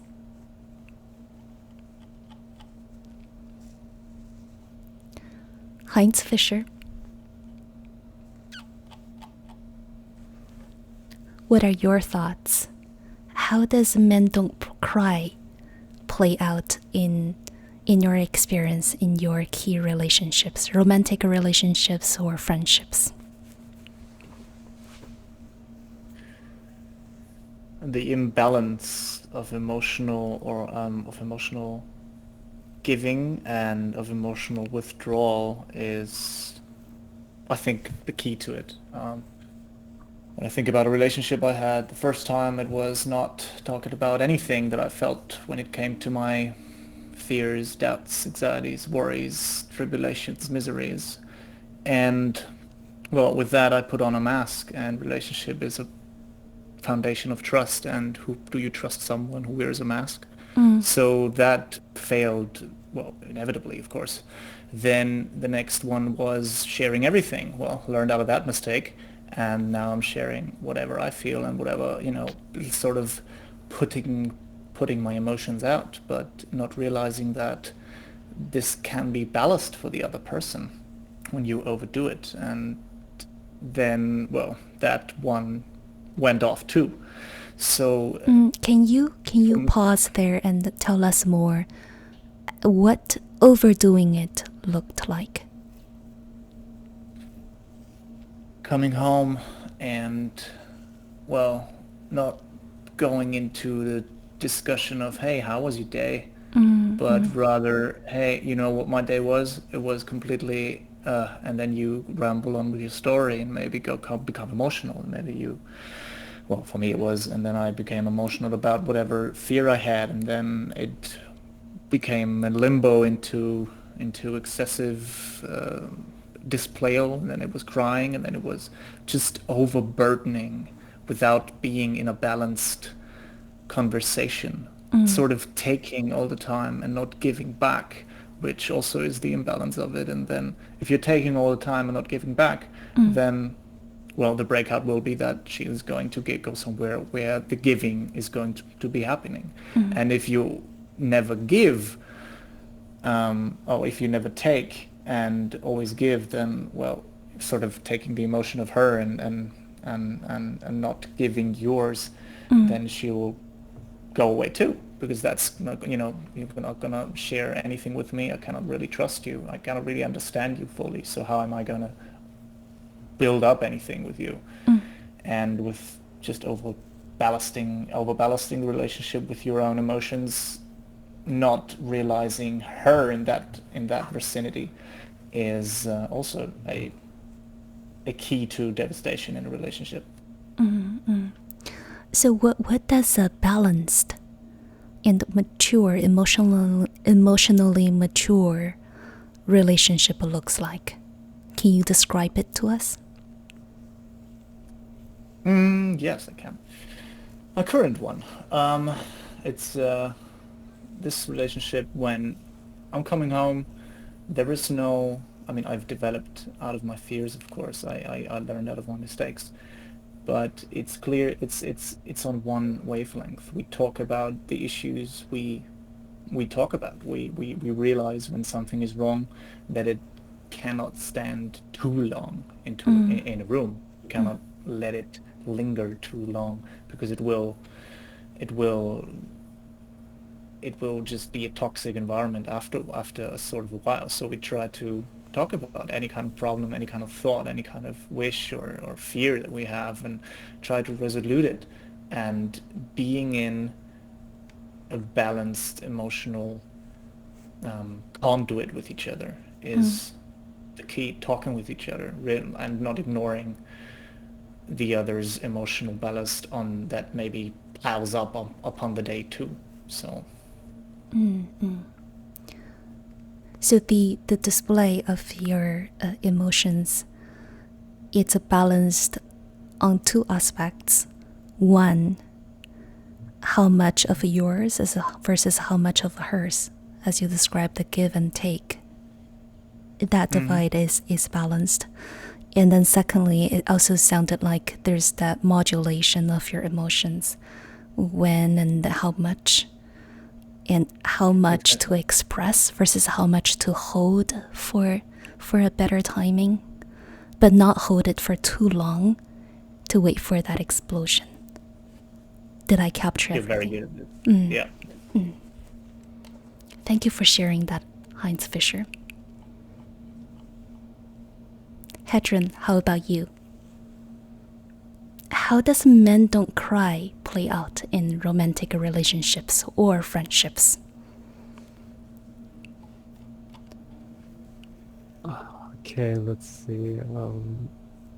I guess I would mention that I had a pretty similar thing or relationship to Barnabash's experience, where I was also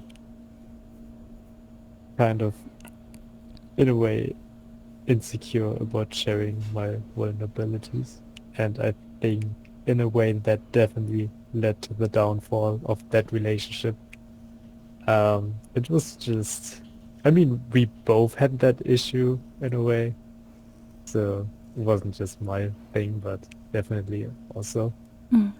And yeah, I think, as all have mentioned, like, we as human beings are, or what Barnabash pointed out so greatly, was that human beings or relationships are formed on emotions, and that's why I also feel like it's actually a really important step to open up and show vulnerability in most cases, because I mean, the whole point, in my opinion, of a relationship is to be able to be your most authentic self in the presence of someone else.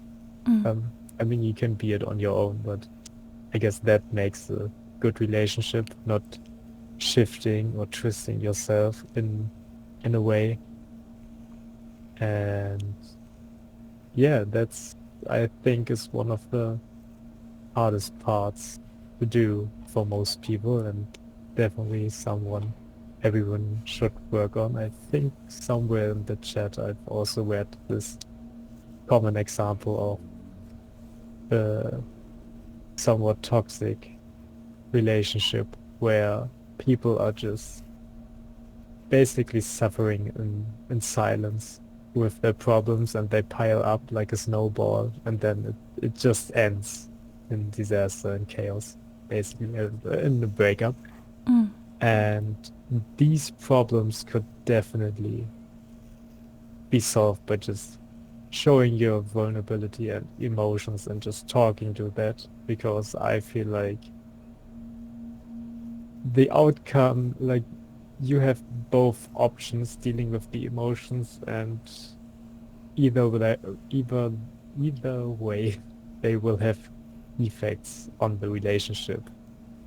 Even if you don't want to show them, they will show in different ways. So it's definitely better to talk about them directly, in my opinion.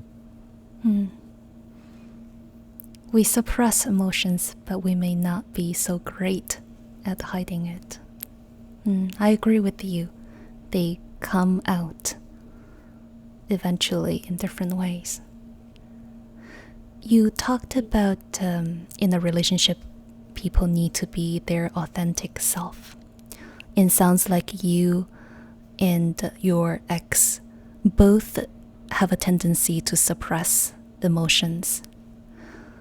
And do you feel less close when in a relationship people don't show that vulnerability?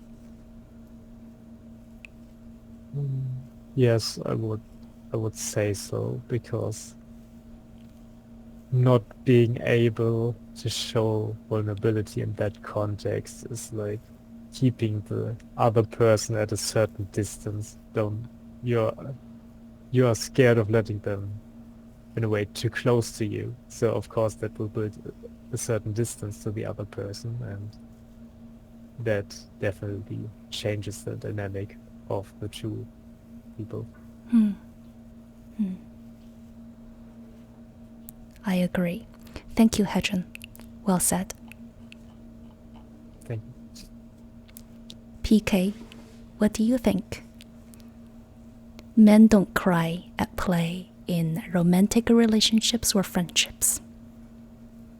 So I would start off first with friendship, where the notion of men don't cry, it is an unspoken rule, and there's a double standard on that when it comes to friend at school. So for example, if a girl was crying, we would try to help them out. But if a guy was crying, we would turn a blind eye to it. So a real case example is one of my friend. He was crying and he's showing emotions, basically being vulnerable. And when men do that, it is seen as childlike, because when men do that, it seems as if you're not playing the role you have been assigned. So girls would console you and guys would turn a blind eye to him, where some of the guys were talking behind his back, where they were saying that he needs to grow up. He's not being an adult. Not an adult, he's not being mature.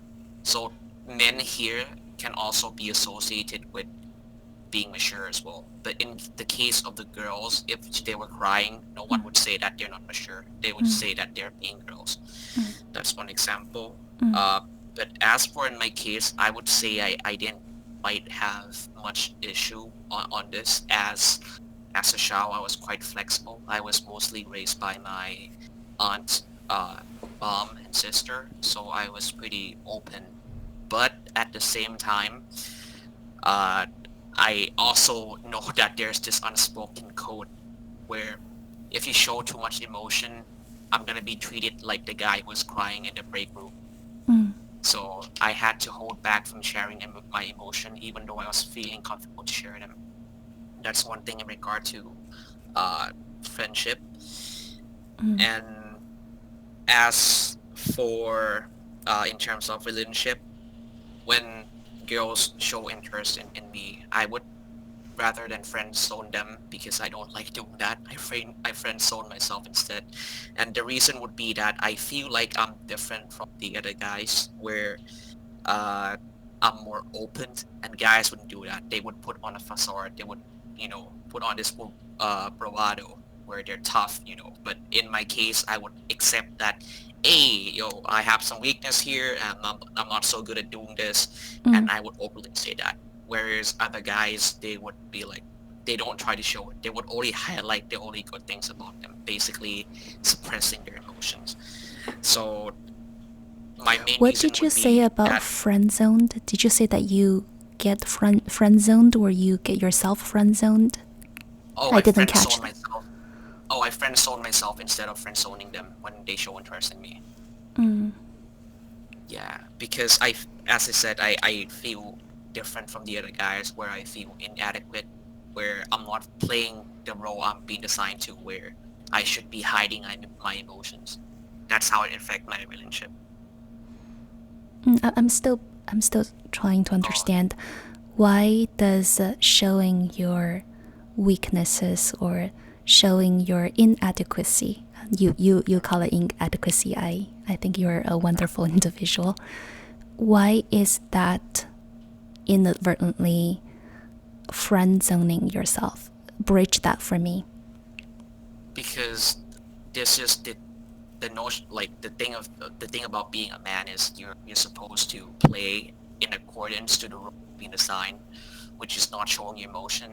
Mm. Uh, being manly, that's hard to describe. Where it's like you only highlight the good things about yourself. You're excelling in all parts. You can't express your emotion.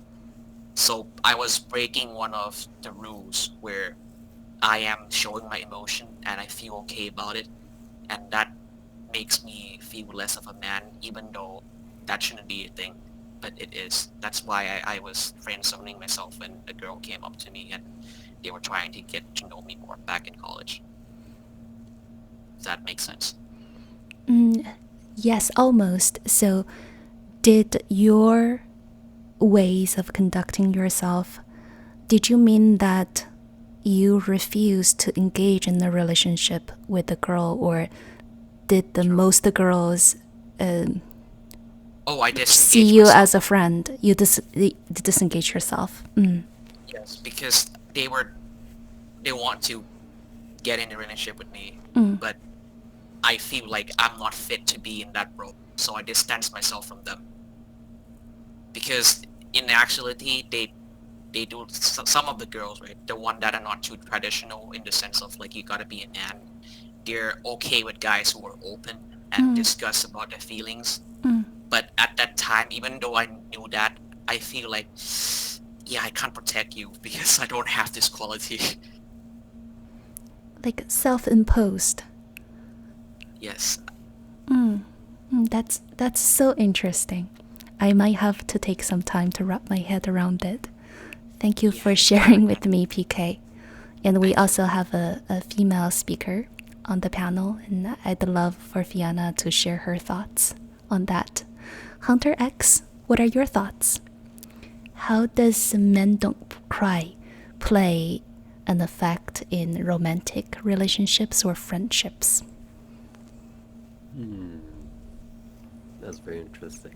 I'll add family relationships too, Mm, mm, because I have a very funny situation in our home where the women in our home are very rational and maybe logical, while the men are very emotional mm, and being very in contact with their emotions. mm, However, being born a man, will force you to be rational because that's how other men are in society. And you need to have that balance between emotions and rationality as a man so you could deal with all types of situations. Um, for me, when it comes to peers or friends, I'm a big believer in situational vulnerability. Situational vulnerability is something that a lot of people should focus on because not everybody can be vulnerable all the time. It depends on where and who you're talking to. And I have seen how sharing my emotions can affect others. I have also seen how their views about me change the moment I share my emotions and be vulnerable with them. So before you start being vulnerable with anybody, you have to understand that what kind of person they are and what kind of place you are in, such as being in work, being at work, or at home, or just in a very get together place. You're with your friends, and you have to understand um, who you're talking to, because if you're talking to your boss, you don't have to be vulnerable. You have to be very formal. You have to focus on other things rather than uh, being who being very vulnerable and showing all the sides and all the masks that you wear to others. Um, so it depends on the situation, and that's what I do with my friends. I'm also a believer that some people are good at listening and knowing how to navigate your emotions with you or your problems, and some people are not. So you always got to find the right person, and this is why I brought up my family. I have four siblings, big brother, two older sisters, and one younger sister. So, when I talk to my big brother, I talk about like society and how I can fit in this society because he's very good at talking to people, communicating with people, and making people really like him. A lot of people idealize him as a person, and I have literally have seen people name their child after my big brother because that's how much charisma and that's how much he cares about people. When it comes to my sisters, that's a very tricky part because I have said that they're very rational. For the oldest one, I only speak about things that are not emotional because she would not understand my emotions very well. For the middle sister, I only speak with her about work because she is very calculated. She is very meticulous when it comes to work. I have also spoken to her about anger because she has a very long journey with anger and how she learned how to contain it. With my little sister, bless her heart, she's still very young. She's still navigating through her emotions, so I'm just being a guide for her. I'm in a point where I'm teaching her when to be rational and when to be emotional, because she's at a point where she's very vulnerable towards others, and that's how I navigate my life in general. When it comes to lovers, I still haven't talked about it. It's loving and being loved is so hard. It is an overall encompassing word to use. And throughout my whole life, I have loved. I have been loved.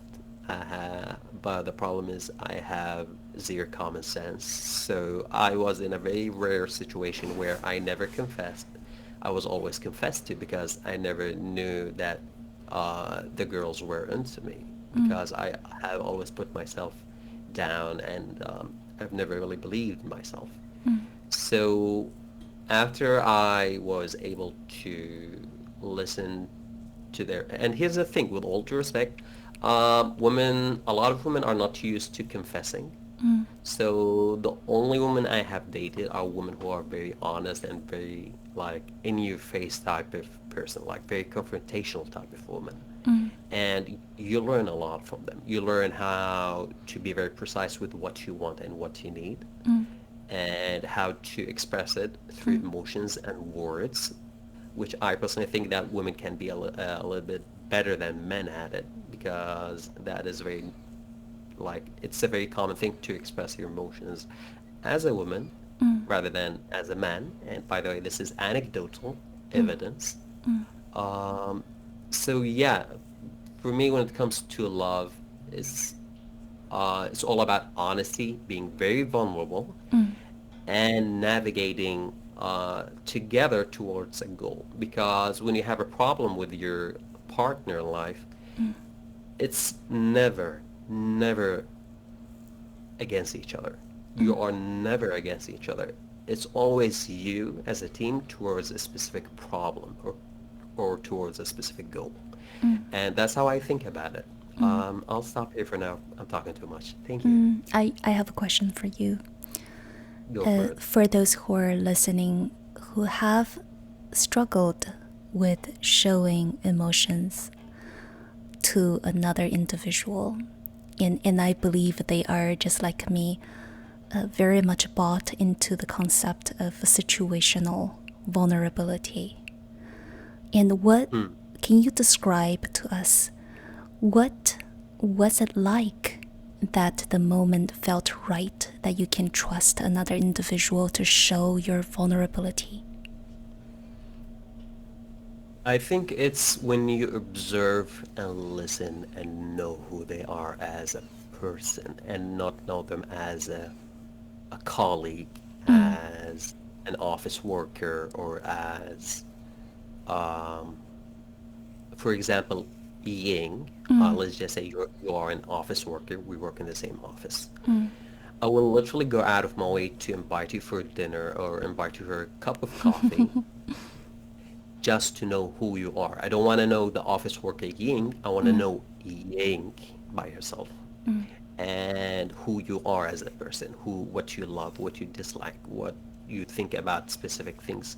And that's when you start throwing hooks, and by hooks I mean questions that will answer what kind of person they are and what kind of personality they have and what kind of characteristics they have. And this might sound mean in a sense that you're judging that person without them knowing, but this is how I personally function, and I have seen a lot of success throughout my life dealing with that, because while I'm doing that, I'm also being very kind, honest, and very vulnerable towards that person. So it's like a trade. I'm throwing these hooks, I'm being very judgy and asking you and wanting to know what kind of person you are and pushing it a little bit while I'm showing you myself. Do you get what I'm saying? I do. Thank you for sharing that, Hunter X. No problem.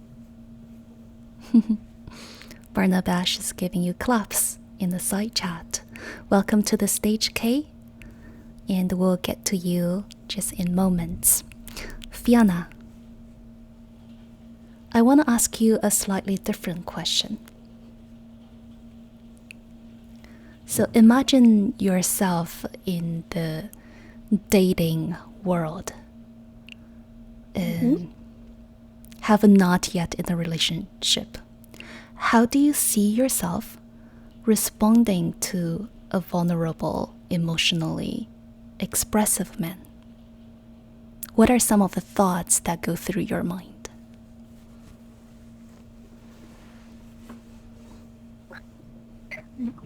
Sorry. Yeah. I think you know what?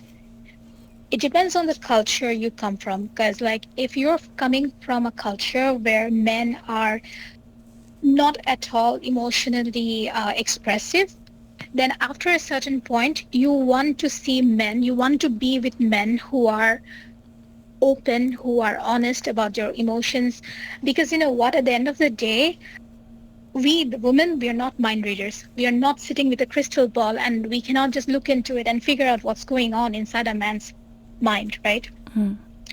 So I feel that if a man can make me feel spiritually safe or emotionally safe, and how do you do that? You do that through communication, right?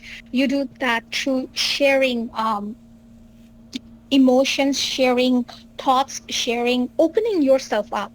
Otherwise, there's no way of being of a woman feeling safe with a potential person she is about to date. So, but at that end, I would also say there is this thing that I have recently started using, and that is that this question, whenever I am about to have a emotional discussion with a friend, whether it's a guy or a girl, the question is always like this: that do you want emotional support or do you want advice? Are you willing? Are you at this moment? Are you emotionally in that area to take my emotional dump? Because sometimes it happens that maybe the other person is not ready and you're just dumping on that other person, right? I feel that when men, if they try to dump all their emotions into their significant other without understanding where the other person is standing emotionally themselves, that's where the conflict arises. Barnabas once mentioned something like this, that too much is too bad, too little is too bad. And I really, really agree with that, because having a balance is really important. And you also need to gauge where your other person is in terms of their mental state, how their day was. Are they ready to take your emotional burden on themselves? So to summarize it all, I would really welcome a man who is open about his emotions, but I would really want that person to be emotionally mature enough to ask me that how much he can dump on me, how am I feeling, if I am okay, if I'm in that situation, to take that burden for that day. I think I'd want that from the man. Thank you for sharing that, Fiona. And I'd like to give the other panel speakers an opportunity. Should they have a question on the spot? Should they have a question to ask Fiona? Any follow-up question? You can click the raise hand button if you want to ask Fiona a question. Hunter X. Hi, I wanted to ask Fiona is, how do I get a girlfriend? Please help me. But I want you to help other men with how to how to approach a woman while being vulnerable without scaring her, because that actually can help a lot of men dealing with the other gender that they want to date. And yeah, I'd love to hear some advice or whatever you think of. I think you got me on the spot. I think for me, it starts off with having a good camaraderie. I believe in stuff like this, that develop stuff step by step, So when you want to express your emotions, definitely share a little bit, see how they respond to it, and then you can go for a bit more. So it's sort of like calibrating it. Because otherwise, as some people have mentioned already, that sometimes we dump too much on them and then the reaction is not the way you expected it. And, men are vulnerable when it comes to sharing their emotions. And if at that time they are not, the emotions that they're getting from their partner is not of that expectation, then that also acts as a negative programming, and the men will end up bottling up their feelings. So I feel like it's it's really okay to calibrate how your partner is responding when you are sharing your emotional journey with them. And that's how I would have gone about it. Thank you. That is actually very helpful and very insightful. I'm actually writing a few notes here, so thank you so much for that. You're welcome. Thank you, Hunter X. Thank you, Fiona. Zork, I'd like Yeah, hello. to I thank you also for your patience. Yes, what are your thoughts? no, my thought. I wanna ask Fiona if that's possible. Okay, yes, go on. Okay. Fiona, I'll give you a situation before asking my question. So, let's suppose you are in a relationship and supposedly you love your man too much and you want to be supportive. So the only way you find to support your man, especially going through a difficult situation, maybe at work or like with his own family, and you ask him to open up more to you. The thing is, what happens is that man that was like in your eyes strong, and the things that attracted him to you was like he's probably socially calibrated and like masculine, like ideal man, let's say. But then this man who was in need for support started opening up to you, started being more emotional, like dumping stuff on you. Like you said before, that it depends on how much he dumps, but still he opens up as you asked. Will your feelings towards him change after he does so?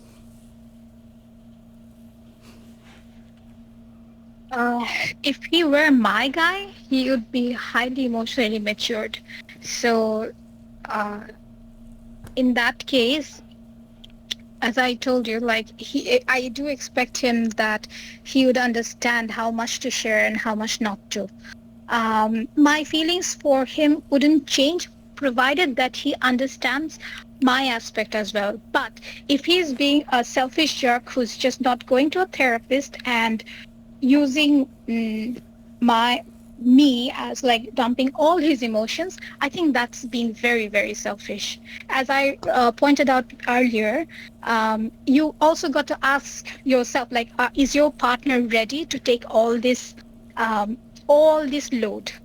Is your partner emotionally there? Because, like, you have two people here in the relationship, right? It's not that the woman is having a very stressless life.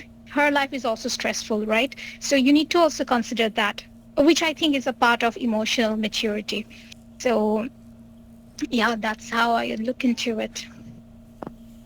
So you would agree that there are differences between men and women regarding to how they express their emotions, and especially regarding their expectations in each other. Oh, for you, you prioritize like having Agreed him on seek that. a professional therapist. Yeah, I think one should seek professional therapist regardless of gender, whether it's a man or a woman. Because, see, for example, say if you and I were dating and it happened like this, that I am sharing my emotional trauma to you, are you qualified enough to give me a way out? Of course not. You can only give me a support, like you can listen to me. So that's how I see it. Like whether it is a man or a woman, I can just lend a ear, but I cannot But there is too really give much. a. First of all, yes, one thing is like that you need to understand where that person is coming from as well, where her mental situation is. That is a consideration I do expect from my partner. Yeah, but though as people before mentioned, men, there is something instinctively that triggers in us that is being protective. Thus, if you are like open up to me and say you have problems or like you have emotions and stress and etc., I won't like turn you down or like change my view on you. You'll still be the same person, and I will try seek to find for you solutions to your problems, But which I here's think the is kind thing, of different between us. I think for us women, it's like this, that we don't actually want the solution from you. Maybe I'm thinking in that line, because what we want is like just you to listen to us, not give us the solution, because to some extent we can find the solution, you know? So I think I'm saying from Oh, that yes. angle. Sometimes it's not just about finding solutions. Sometimes it's not like you just want to vent, just talk for the sake of talking. Yeah, yeah, yeah, yeah. Maybe we'll have another dialogue on women. Azork, appreciate the question. Okay. Azork. And you've asked a lot of questions, and there's some sufficient time allocated to you. Azork, you happen to be the next person in line to talk about men don't cry in the context of romantic relationships. Do you have an experience to share, or do you want to let your chance pass? I think I talked a lot, so move on to the next person. Okay. Kay happened to raise their hand. Kay, please share your thoughts. Hello. Hi. Hi. So I kind of want to challenge a question to you, Fiona. So, you were saying that you don't want to be the emotional person to go to. Instead, go to a therapist, right? But you want to be heard as a woman. And I'm asking you, so it's okay for a man or for women to dump all this on the guy and have him listen to you, but not try to fix you or find the solution. But if the roles were swapped, you're telling him to go to therapy. So I kind of want you to further explain your opinion on that. Okay, I feel that I was not able to express my opinion properly at that time. I don't mind him sharing his emotional turbulence with me. I don't have any problem with that. All I just mentioned is that I would like it if every one of us, whether it's a man or a woman, we both have that awareness that how much should I dump on that person, and how much is that person in that state to take it in on that particular day, because it's not that every day is good for the man or the woman. It goes both ways. I never mentioned anything like the men should not tell these things to their significant other. What I did mention is that definitely we can only be a supportive ear. But the thing is, I don't see how, like, if I don't have a degree in psychology, how can I give an expert opinion? I can always listen to your problem, but maybe the solution is not with me. And that was the point I was trying to make. But I understood that my point was probably not properly disseminated, and the problem lies with me. Okay, no, that's a fair statement. I think also going back to like the basics, like biologically we're like wired a certain way. So correct me if I'm wrong. I think men are supposed to be traditionally be the provider, the protector. Between the two, and the woman is more emotional. But as we enter a new,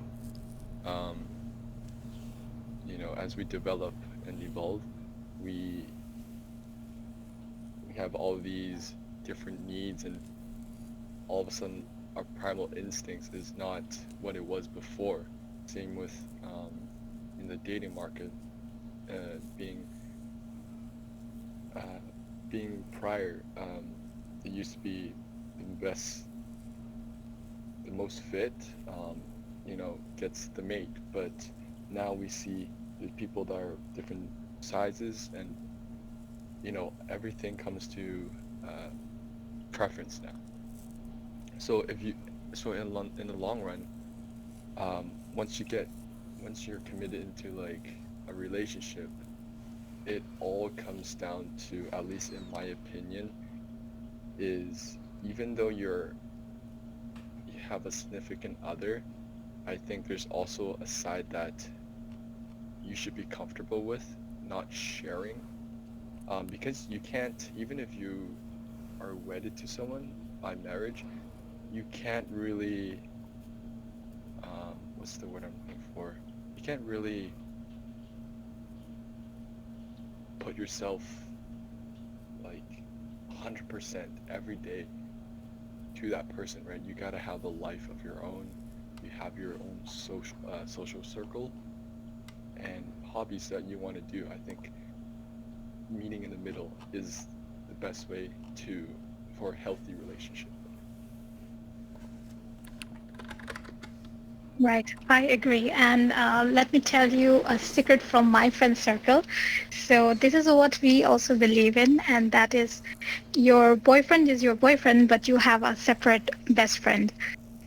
So it's like that also helps us in segregating our life. That also helps us in making sure too much is not being dumped on the person, because that also increases his burden, as well as you mentioned, having a life on your own. So yeah, I think I agree with that. Oh, thank you, everyone. Thank you for the lively discussion. We did arrive at some insightful grounds. That is that flexibility and adaptability, like Hunter X earlier on alluded to, that situational vulnerability. In Heinz Fischer also talked about how emotions are modulated in a relationship. And we really, really landed this segment at a very good spot. And let's move on to the second last segment about coping mechanisms. I believe a lot of speakers have talked about this during the earlier segments. So let's focus on the repercussions of using escape mechanisms, or examples are like alcohol or games, or just distracting yourself away from dealing with the emotions face on. And what's the repercussions of doing that on your mental health and on your emotional health over the long term? Barnabash, would you like to start? Yes. So one thing I can say first is that I think from my past, I myself am very experienced with coping mechanisms, because literally my life used to be almost only cope, like so much cope. It has changed now, but for me, and I think for many, it's very common. You want to run away from feelings. You want to just remove them. You don't want to feel them again.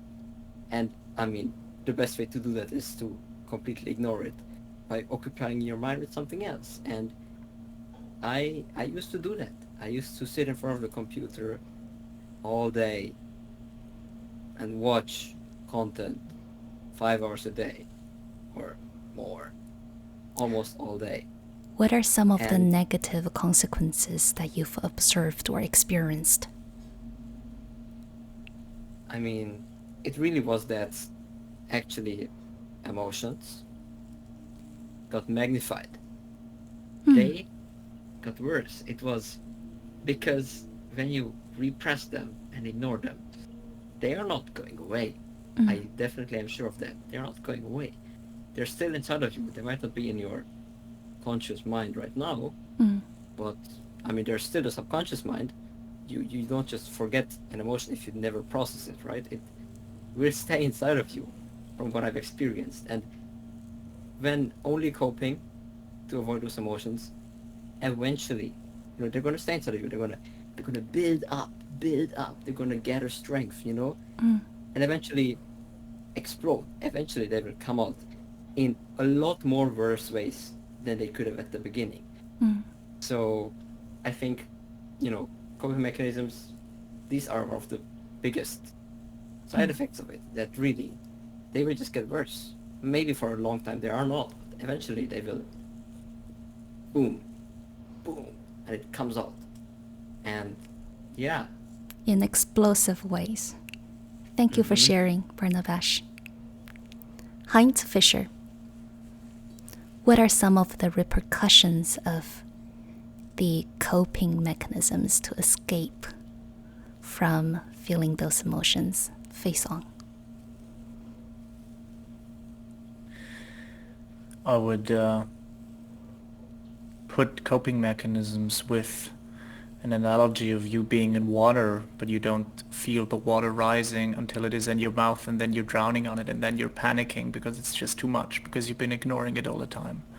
Coping mechanisms are in what way you use them. If it's silence, alcohol, games, luck, like gambling, it could be self-destructive behavior, seeking violence. There's a few cases. Everything is just putting your problem in the back, not facing it, not truly putting yourself with it in the ring. And with that, you cannot develop a strategy to overcome it. And when you do that too long, it will overburden you and just knock you out, and which can be fatal when it comes to depression, when it gets to suicidal terms. So coping mechanisms have drastical impact on how long we use them and how well we, or how soon we realize that we use them.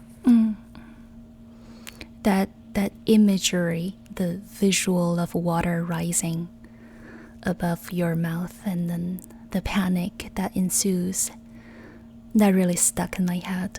So powerful. Thank you, Heinz Fischer. Hedron, what are some of the repercussions in your experience with the coping mechanism? The repercussions of using these, I guess, unhealthy or unhelpful coping mechanisms is, of course, as was already mentioned, that you don't, I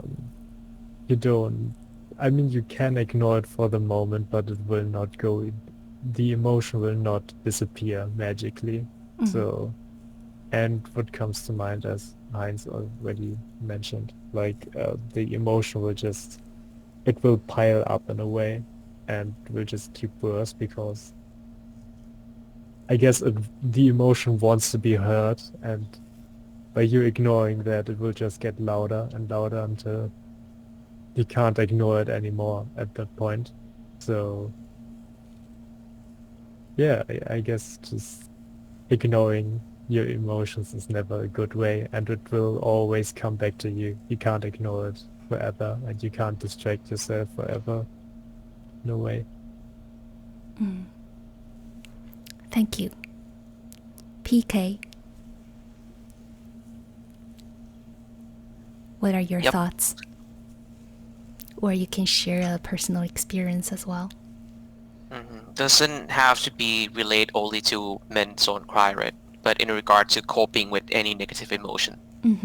And the harmful impacts, or if you can think of a positive impact of coping mechanisms. So I would say there's both. So as for the negative one, my action back then was using social gathering as an excuse to drink alcohol, and the repercussion of that is that my dopamine baseline is raised way up, and when I quit, I have nothing to get to that dopamine baseline I have created. So what I had back then was anxiety disorder, and something good that came out of it would be me having to face my problems that I have accumulated over the time of my life. And from then I have gained more clarity about myself. So that's one good thing that came out of it. And as for something good, something that's a good coping mechanism would be, as I have said, is helping my friend. Because this is sort of a confession. The reason I helped my friend was because I was afraid to confront my own fear. So I confront other people's fear in the hope that they would have something similar. And when they say it out loud for me, I feel better. And at the same time, I also gain a better understanding of myself. So that evolved into a discussion group where I would frequently discuss with my friend rather than playing the therapy role for them. And yeah, those are the two things, both good and bad, that came out of coping mechanism. One is anxiety disorder. The other one is a more healthy friend group where we discuss about our feelings. Lovely sharing. Thank you, PK. Thank you. Hunter X, of the coping strategies that you have witnessed or employed, which of them do you think are healthy and which might be harmful in the long run? I will talk about just one, because I don't want to take too much time. At the same time, the one I'm going to talk about is actually very interesting. It has been mentioned before, and it's video games. Some people said that it is used as a way to cope as a repercussion, and it's not good for you because it's escapist. I think it's very interesting because video games are filled with genres, just like movies. And I have seen people innovate and become better people and get better health because of video games. For example, there's this guy who uploaded like a very long video on YouTube about a game called Dark Souls, and this game is about trials and tribulations, about failure again and again and again until that despair hits you. But when you start slowly learning it, start slowly beating it and beating the game, you start seeing the light at the end of the tunnel. And when you know that after so many failures and so many trials that there is a light at the end of the tunnel, it hurts, but it hurts in a good way. It hurts in a way that makes you hopeful, that makes you happy that there is a light, there is salvation for me, there is escape to a better place for me, even in this video game that I'm playing that I'm trying to avoid life with. And it helps you. You start playing this game and think that, maybe I could put this in my life. Maybe I can also see the light at the end of the tunnel in real life too. And there have been many, many video game essays and video essays about this phenomenon. It's very interesting. And I hope more people get more into it. And yeah, that's about it. So that is a really healthy, because it allows you to experience progress in making efforts, and the efforts translate into progress and eventually experience that progression towards something positive. And that can be transformative when someone is depressed. Amen. I like that example. Thank you, Hunter X. Thank you. Fiona, how about you? Can you think of a time when coping mechanisms have either solved a problem or perhaps created new challenges? It can be something that you witnessed happening to someone else or in your personal experience.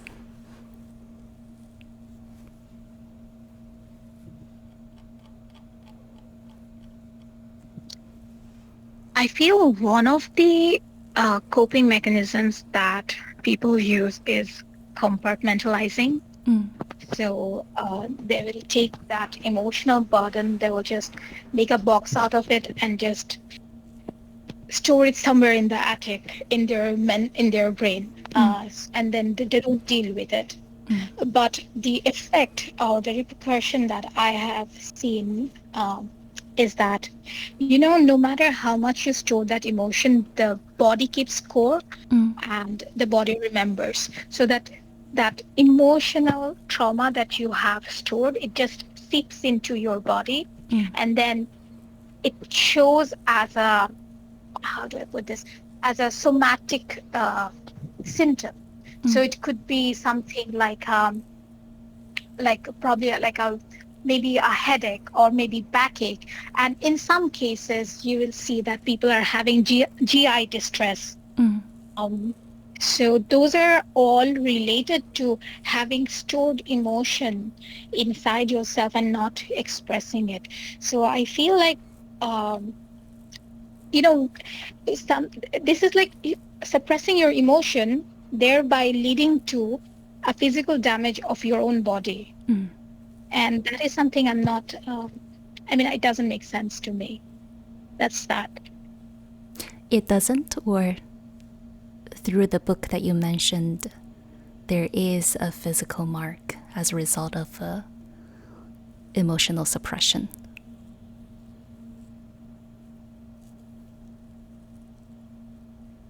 It does make sense to you, or it doesn't make sense to you, Fiona?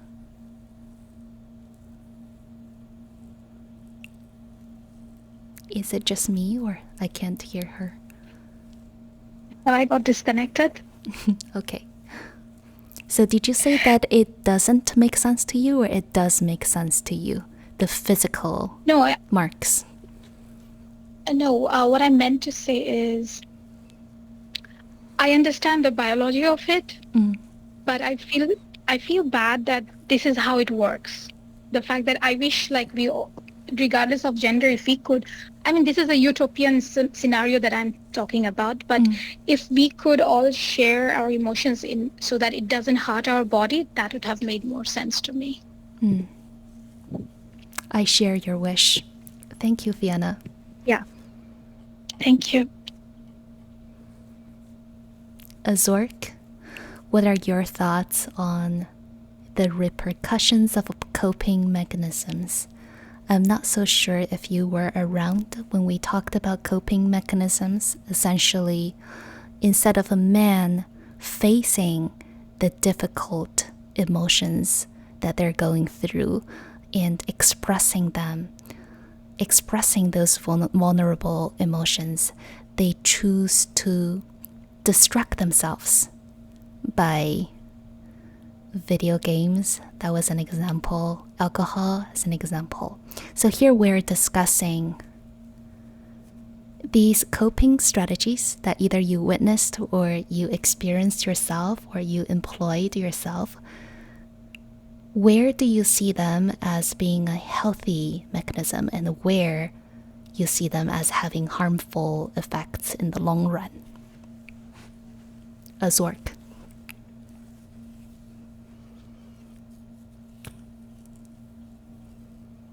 As healthy mechanisms, I don't think our first resort is to find something healthy to do otherwise than to address what is problematic. So I personally had this kind of experience where around some people where I can express myself, or just too much things to think of, so just shut off mentally, which is also a way for the brain to protect you. So you're handling too much emotions that your brain just becomes numb. And you just kind of turn off. I mean, usually my result is, as people mentioned, play video games, get myself distracted, which is eventually kind of give me some peace of mind, but though it comes on the expense of social life and get myself isolated. That's affect a part of my character and who I am. As socializing is part of a human. So in my case, it wasn't positive. It wasn't. Thank you for sharing that, Azork. How about you, Kay? What are your thoughts on the coping strategies either you witnessed or you employed or you witnessed others employ? And what do you see as healthy versus harmful? Okay? Okay. How about you, Dean?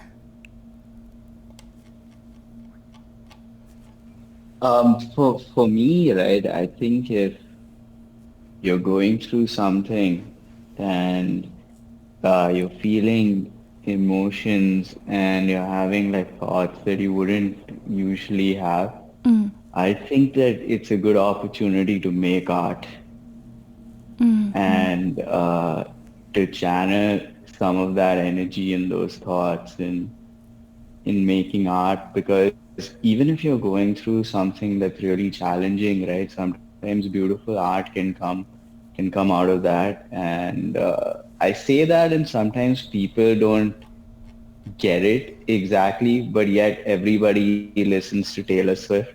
Where do you think all of her music comes from? Right?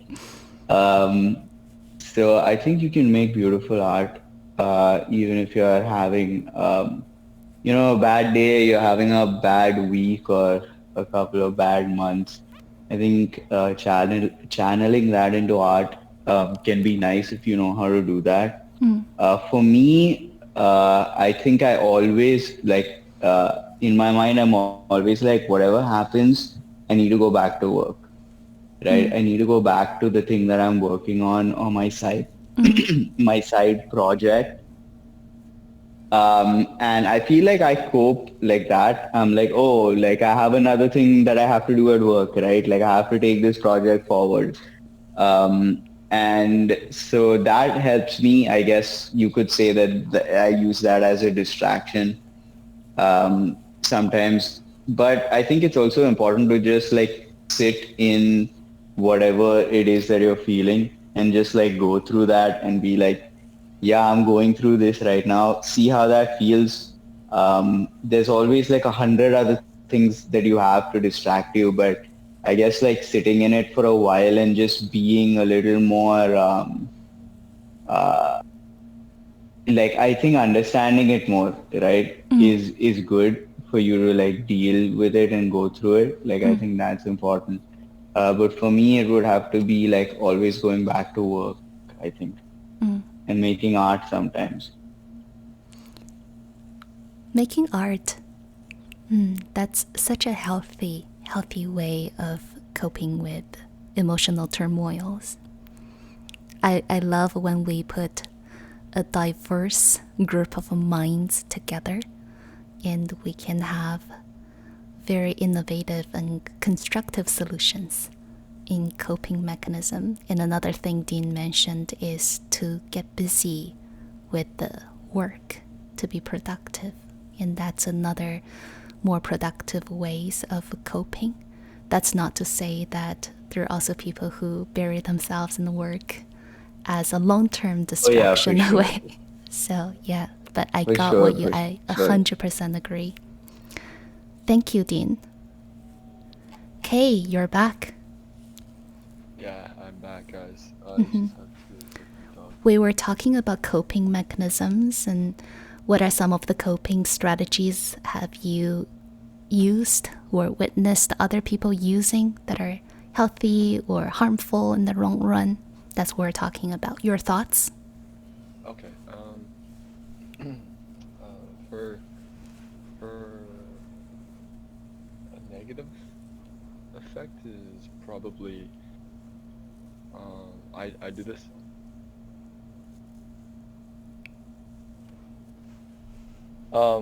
Avoidance and in denial. So like avoiding your problems and instead of like facing them. I am guilty of this too. But a good way to cope with it, like a healthy way to cope with it, is I would go to I think Kay is quite distracted. Let's move on to the last segment of the day, and thank you all for your patience. People who are on the stage as speakers and those who've been listening from the start. The last segment is forward-looking. We have talked about the societal norms and expectations, where that came from. Some of them were coming from cultural influences and some came from generational influences.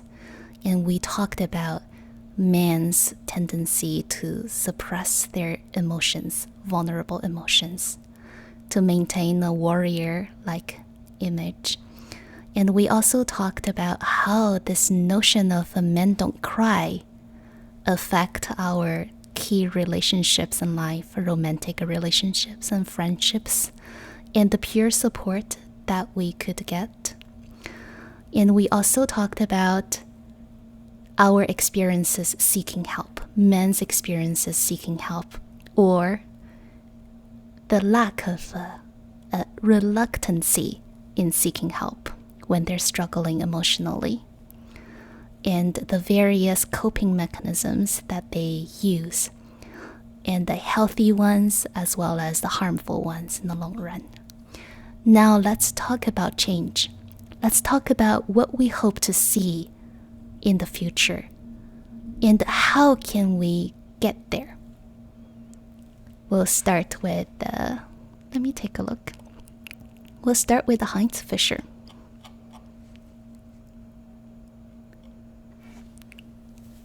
Heinz Fischer, Yes. what can we do to challenge and change the perception that men don't cry?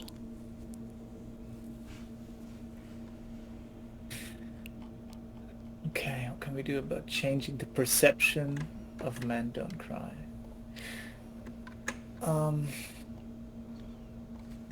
Realizing that we're all humans at our core point, and our feelings have no gender.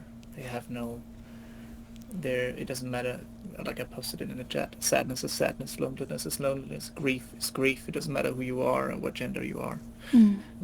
The way we cope, the way we use it, and the way we react to it, the way we handle it, is the principle that we should seek.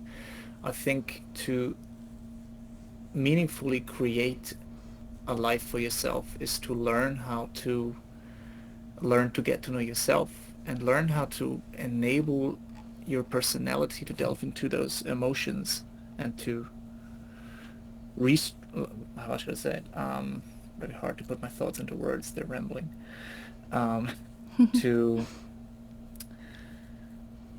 To put your personality and the emotions in alignment, and to learn how to use them, take them as a tool, and don't get overburdened with them. Realize that help is necessary. It's not a bad thing, not a weak thing. What's the worst that can happen if you don't seek help? Which is the worst thing, is actually fatal. So seek help. Acknowledge that you need it. You're human, and that's it. And I don't get my words out. It's so much in my head. But yeah, be here, of course. A lot of people came to the Mouthfuls to seek answers, and to seek guidance, to seek perspectives and opportunities. And I think this is a very good way to create your life meaningful, and to have sense with you, and to learn to get to know yourself, in problems, in tribulations, in adversities, in joy, and to acknowledge the fact that you are imperfect, which makes you perfect. And the most original you is the you that you are, which is your origin, which is just you. So, yeah, that's it. I wish we had the soundboard, and that deserves a round of standing ovation and the claps for those who are still listening and on the stage. Yes, well said. And I heard something that's very profound to me. Did you say something like the emotions are part of us as a human, and men have it and the women have it, and we accept these emotions as something that guide us in our self-discovery? Yes, exactly. They should be used as a compass to get to know you and get to know the thoughts. Why do I feel that way in that kind of situation? The emotion is there, and why is it sad? Why is it grief? Why is it anger? Why is it happy? Why is it... To sort of realize that you have a guide in you, which is everything you feel. And if you can acknowledge that, I think you can set yourself on a good sail into the right direction. Thank you, Heinz Fischer. Hadrian, what are your thoughts? What can we do to challenge the men don't cry stigma and change this perception? How can we move our generation and the next generation to a better place? So the first thing I would emphasize again, as Heinz already mentioned, is like using your emotions as a way of guidance. Like I feel like as a society we often tend to label certain emotions as bad things. A lot of people, like, it's not particularly anger or jealousy that are bad in my opinion. It's just you should dive deeper into them, as was mentioned before. So I guess this should definitely change. And another part is like looking at the next generation, is the way parenthood should, like, if you imagine yourself becoming a parent and the way you interact with your partner, like showing emotions and having healthy discussions and healthy conflicts, these will indirectly influence and teach your child that it's first of all okay to share them. They will see, hey, I can share my emotions, nothing's bad gonna happen, and in that case it would be your responsibility to act as a role model, to be the first person that shows that it's okay to be open about these things. Because as I feel like, at least for me, nobody showed me that it's okay to show emotions not my parents or my father. Like, he was always not unemotional, but more of a stoic person, I would say. And yeah, that alone can probably change a lot, and just, I guess, increase the awareness about this topic. It got a lot better in the past few years, I feel like, but still increasing that part. Like, I feel like many people are still not aware of that, especially men. Yeah.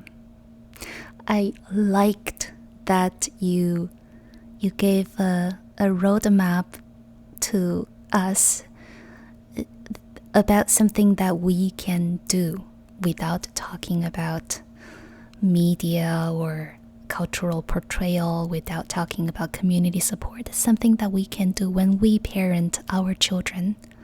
We show by leading by examples what emotional intelligence is like. I really, really like that. Something very concrete that we can do. Thank you, Hadrian. PK, what about you? What are some of the strategies for change in emotional education? So, mine would also be in the same line with Hedron, where we can start with our own children, because, like, in the case of my father, it didn't quite have a good impact on my perception of being a man. So that's one. The other one would be to challenge the norm and then take the action where it goes against your belief.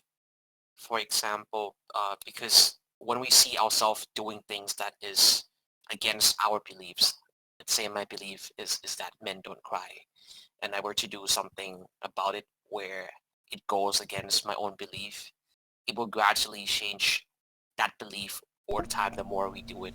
So let's say what I can do is express my emotion more with my friends and be able to cry in front of my dad or my sister or my friend. That things will gradually change my belief that it is okay to cry as a man, even though the response aren't good. But when you see yourself doing so, it will help. And I'd like to add that, PK, next time, when you meet someone that you really, really like and she likes you back, you will not friend zone yourself. Oh, yeah, that is no longer the case. That was me in the past. But I thank love you it. for your advice. Thank you. Hunter X, how about you? What are some of the strategies for change and for emotional education?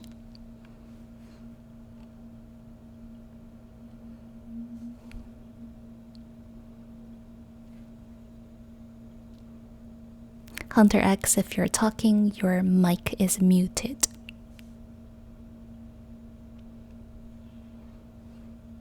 Can you guys hear me? Yes, we can hear you now. I apologize. Just want to say that it's a big question. It's very hard to answer. But if we want to see change, people had mentioned it. Let men cry. Let hug men. I've known so many men who haven't been hugged for a very long time. Let them lean on you. Let them rely on you. Don't let them be the only providers, the only protectors. One thing that I do from time to time is give my friends flowers, my guy friends flowers, and see how they react to it. And 9 out of 10, they all got really, they all became very cute. They all blushed and said, why? And the only reason is I told them, you deserve it. Because I know that nobody gave you flowers before, but I know that you deserve it. So to change future generations, let them see that. Show them by actions, not by words. It's okay to teach them by words, but it's more impactful on kids and especially teenagers when you show them by actions. And make sure you develop a sense of community for them, and let them have their own outlet to talk to someone. And make sure you have a safe and private space to receive therapy. And keep it confidential for men. A lot of men have so much trouble talking about their emotions because they don't have private space to talk about it. There's always somebody or someone who will be abrupt and interrupt that very meaningful conversation to them and their emotions. So yeah, I'll say it again. Let men cry, hug them, give them flowers, and make sure they're safe and protected, just like how they make sure you are safe and protected. And that's it. Yeah, men need that. Thank you. Speaking from a woman, based on what I've heard today, you all deserve a hug. Thank you for the sunflowers, Heinz Fisher. Thank you, Thank Hunter. you. Mm-hmm. Fiona, how about you? How do we change the current stigma around the notion of men don't cry? And how can we move for the better? And how do we enhance emotional education?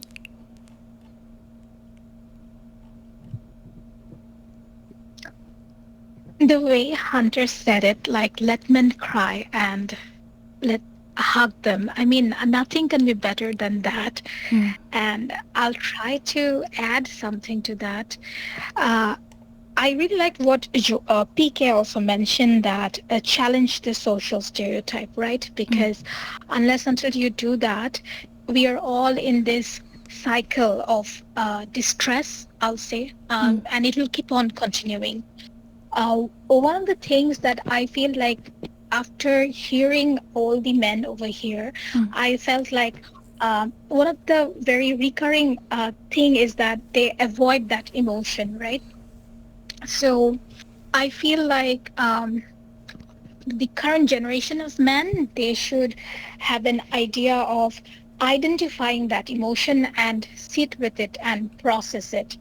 Mm, if I paraphrase this quote I heard from Confucius, it's like all wisdom comes from naming it. Like it must start by naming it. So if you need to look into this whole stigma of men don't cry, or handling your emotion, the first thing is to identify what that emotion is. Is it anger? Is it sadness? Is it loneliness? Whatever it is, the idea of naming it and then processing it is how I look into it. Uh, for the other part, like the whole emotional education that you mentioned, if I go for the future generation, I do believe um, other speakers have also mentioned this, but there's one thing that I have noticed that's happening currently is that, you know how there are content for toddlers like 2 years, 3 years, or 5 years old, and in those content, they are showing stories of same-sex couples. Either it is two dads or two moms. So the generation alpha that is coming up, for them, it is going to be a very normalized point of view, like because they're watching this kind of cartoons from maybe 2 year old or 3 year old whenever their parents are giving them a tablet. So that inspired me to think, like, for the upcoming generation, if we could have content for them where we are showing that yes, little boys are crying and that's okay, and their parents are sitting with that boy, that little child, right, and telling him or helping him how to express those emotions. In that case, if you follow that point of view, then for the future generation, for men to express their emotion, that stigma will no longer be there. It will, or let me be more realistic about it. It will reduce down, and it will become a more normalized concept. I think that is how I would answer this question. Thank you, Fiona. That was very insightful. Thank you. Dean, what about you? What do you think? How can we affect change for the better, address the stigma of men don't cry, and enhance our current emotional education? I think that men today need to have like more friends. I think you need to have better friendships, right? I think this is really important. Like if you keep friends from when you're younger, and you obviously it's like if you meet somebody, right, and you've known someone for a couple of months, it's almost like an acquaintance, right? But if you've known somebody for years, you guys have been through a lot. Like people go through a lot in 10 years as human beings, right? Which they're basically forced to. It's not just going to be like good things, right?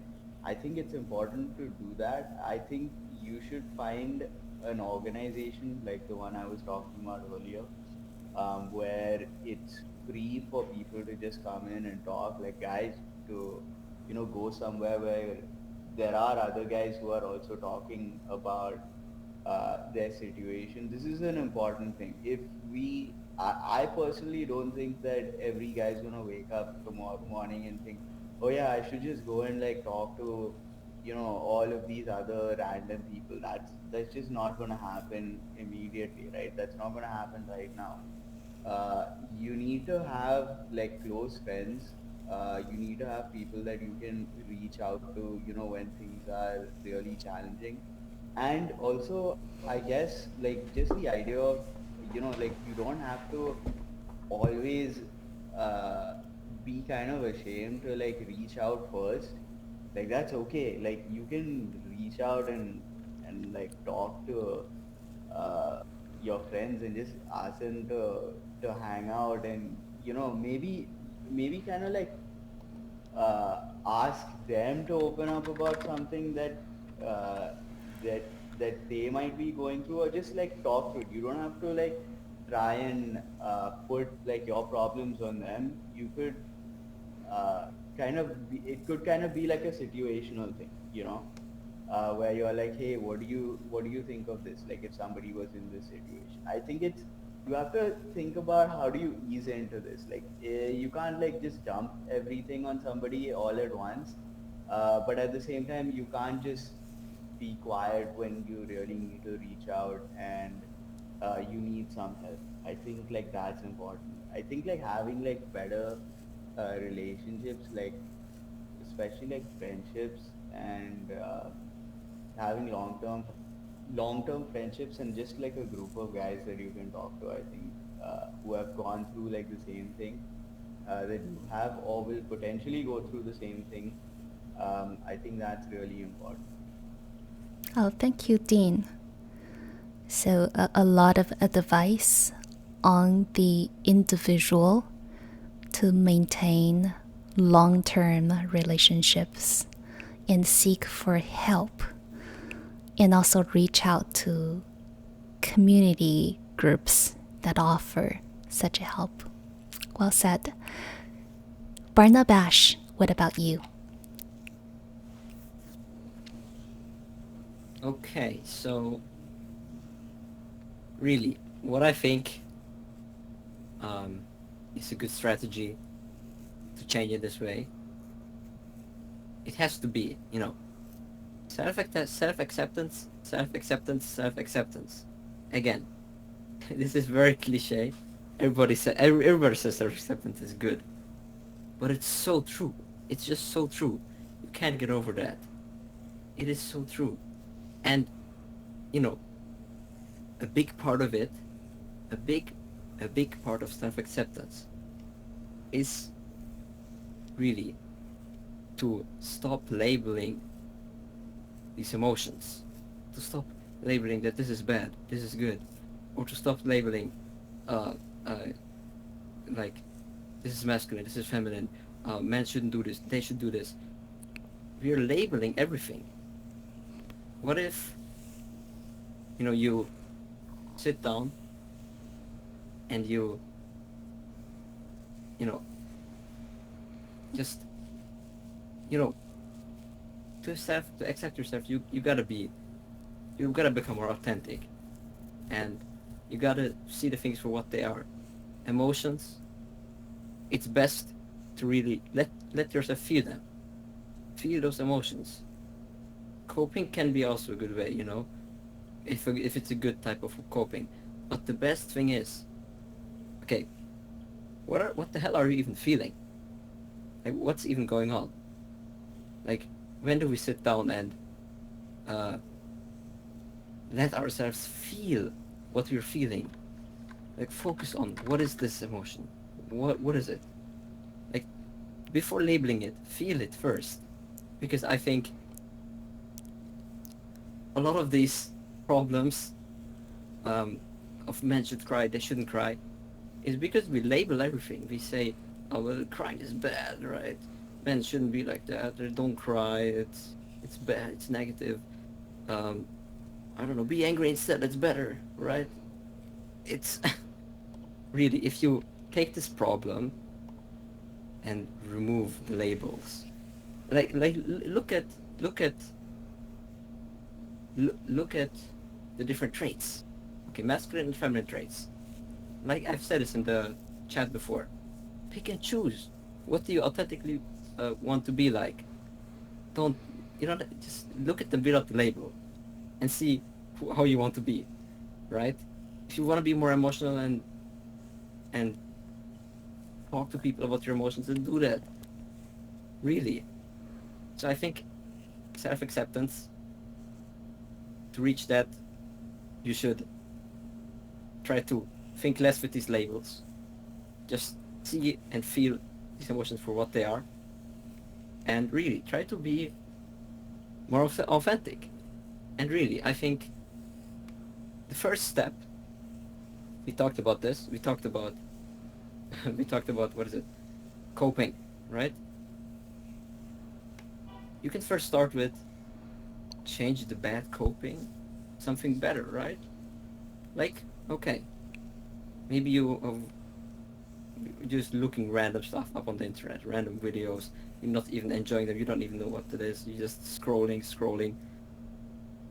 Maybe switch it to a video game that maybe helps you, like Hunter has mentioned, or was it Hunter? I don't know, someone has mentioned it.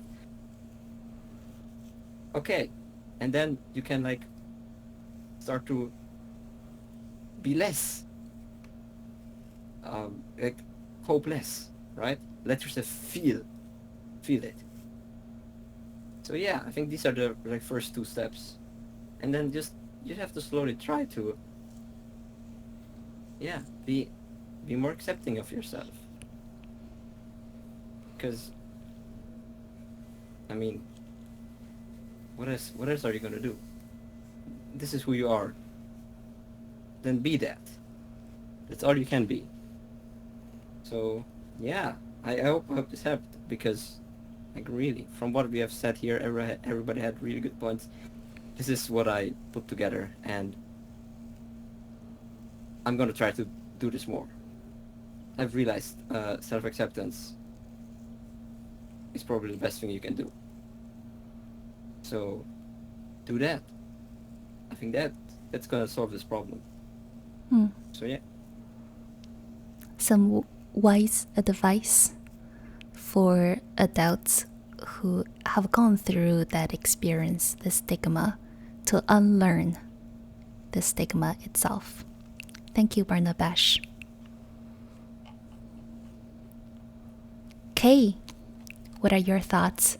We're talking about some strategies for changing this stigma of men don't cry, and how do we enhance the emotional education for our generation and the next generation. Hi. Firstly, I'd like to apologize earlier as I was interrupted. But to answer your question, I think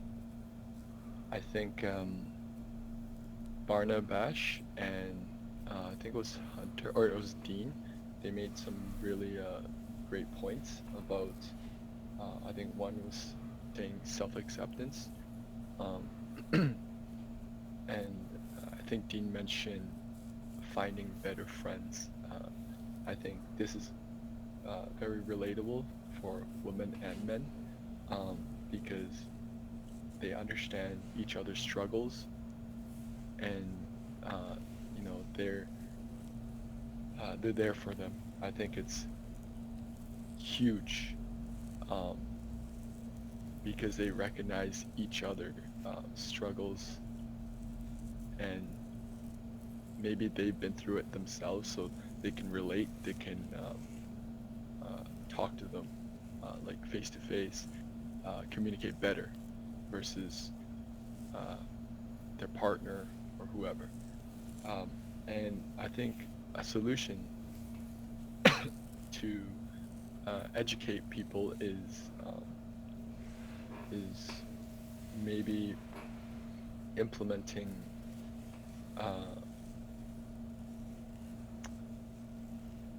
implemented in a way, maybe like a school. I wouldn't know how you would label it, but I think that's a good start, and go from there. Also, I think social media awareness is a great tool to reach out to other people, and maybe some reaching out to celebrities to promote it in a good way would also be beneficial to globally. And I think for myself, if I were to, what worked for me is having a friend, any friend, but one friend that would not judge you and are willing to accept your flaws. Because recently, I don't, actually, I don't mind sharing. I had to cut off a friend, and I was friends with this person for 6 years, and I realized that it wasn't working, and it was mostly take for me. So, and then I reconnected with another friend, and I realized the gap between the two. So that's, and with this other friend that I speak of, he really understands, and we uplift each other. We give each other confidence, and if there's a problem that arises, we try to tackle the problem before it even becomes a problem. And we are very comfortable sharing about our emotions, and it's been great, honestly. So thanks for listening. Thank you, Kay, for sharing that. And everyone who are on the stage and in the audience, please give each other a huge hug. A huge hug. Virtually, yes, the Hunter X emoji, the people hugging emoji, yes. For the men and the women who have been listening, who have been interested in this phenomena, who've explored the depth of where it came from and the challenges our boys and the men are facing in that lonely emotional journey, in all the obstacles that could have been avoided, important lessons that are learned along the way. For all of that, hugs. We all deserve hugs. For the relationships that were lost, for the help that we reach out and sought for the music. Hugs to you all. And Hunter X asked for my opinion on the last segment on change. Let me just pull this up. I think a lot has been said already. The strategies for change, I think awareness is top of mind for me. Awareness and education. When we say awareness, it's dialogues like the ones that we are having today. Men, very admired men in this community, stepped up onto the stage and openly talked about their emotional journey and talked about the stigma around men don't cry, boys don't cry, talked about shared their relationships, personal experience, and that helped bring awareness to the community, to those who have joined and listened. And for those who have been afraid of sharing their vulnerable emotions, for the boys and the men in the audience who are feeling socially isolated, no one to talk to, now they know that they are not alone in experiencing these emotions.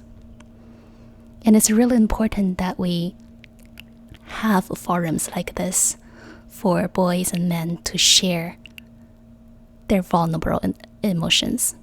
And also like what Kay brought up towards the end, raising awareness is also about public figures and celebrities to step up and show the public, show their emotional turmoils to the public. And one example being Jonah Hill's, his Netflix special with he's a therapist, and I highly recommend that show. That's an example of a loved public figure exploring these topics that brings awareness to millions instantaneously. Emotional education, it is a lot about what has already been said. Having the language to talk about these emotions. Is it sad? Is it shame? Is it fear? Is it anger? And get to the granular and enhancing our ability to identify what we are feeling, where that feelings come from. And to Heinz Fischer's point, let these emotions guide us through our lives. And I do believe emotional intelligence can be taught as part of a public education curriculum at the elementary to middle school level, alongside sex education. I think these are topics that when you completely rely on each family and parents to provide, there is an inconsistency in quality of sex and emotional education, depending on the level of education of the parents, economic background, how busy they are. So I think it's important for the society to provide a baseline education to level up the kids when they're young, so that they're not so disadvantaged if they happen to be brought up in a family background where such education is impossible.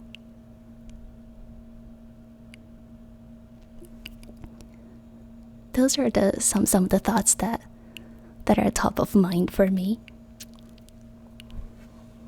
I hope I answered Hunter X's question. You answered and gave us an amazing answer. That is very insightful, very educational. Thank you. Thank you. Thank you for this wonderful question.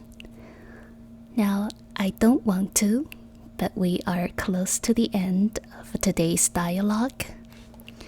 I am going to send a event feedback form, and I would really appreciate you to provide some feedback on the event, things that I did well, things that I can improve on. And there's an option for you to provide a comment anonymously.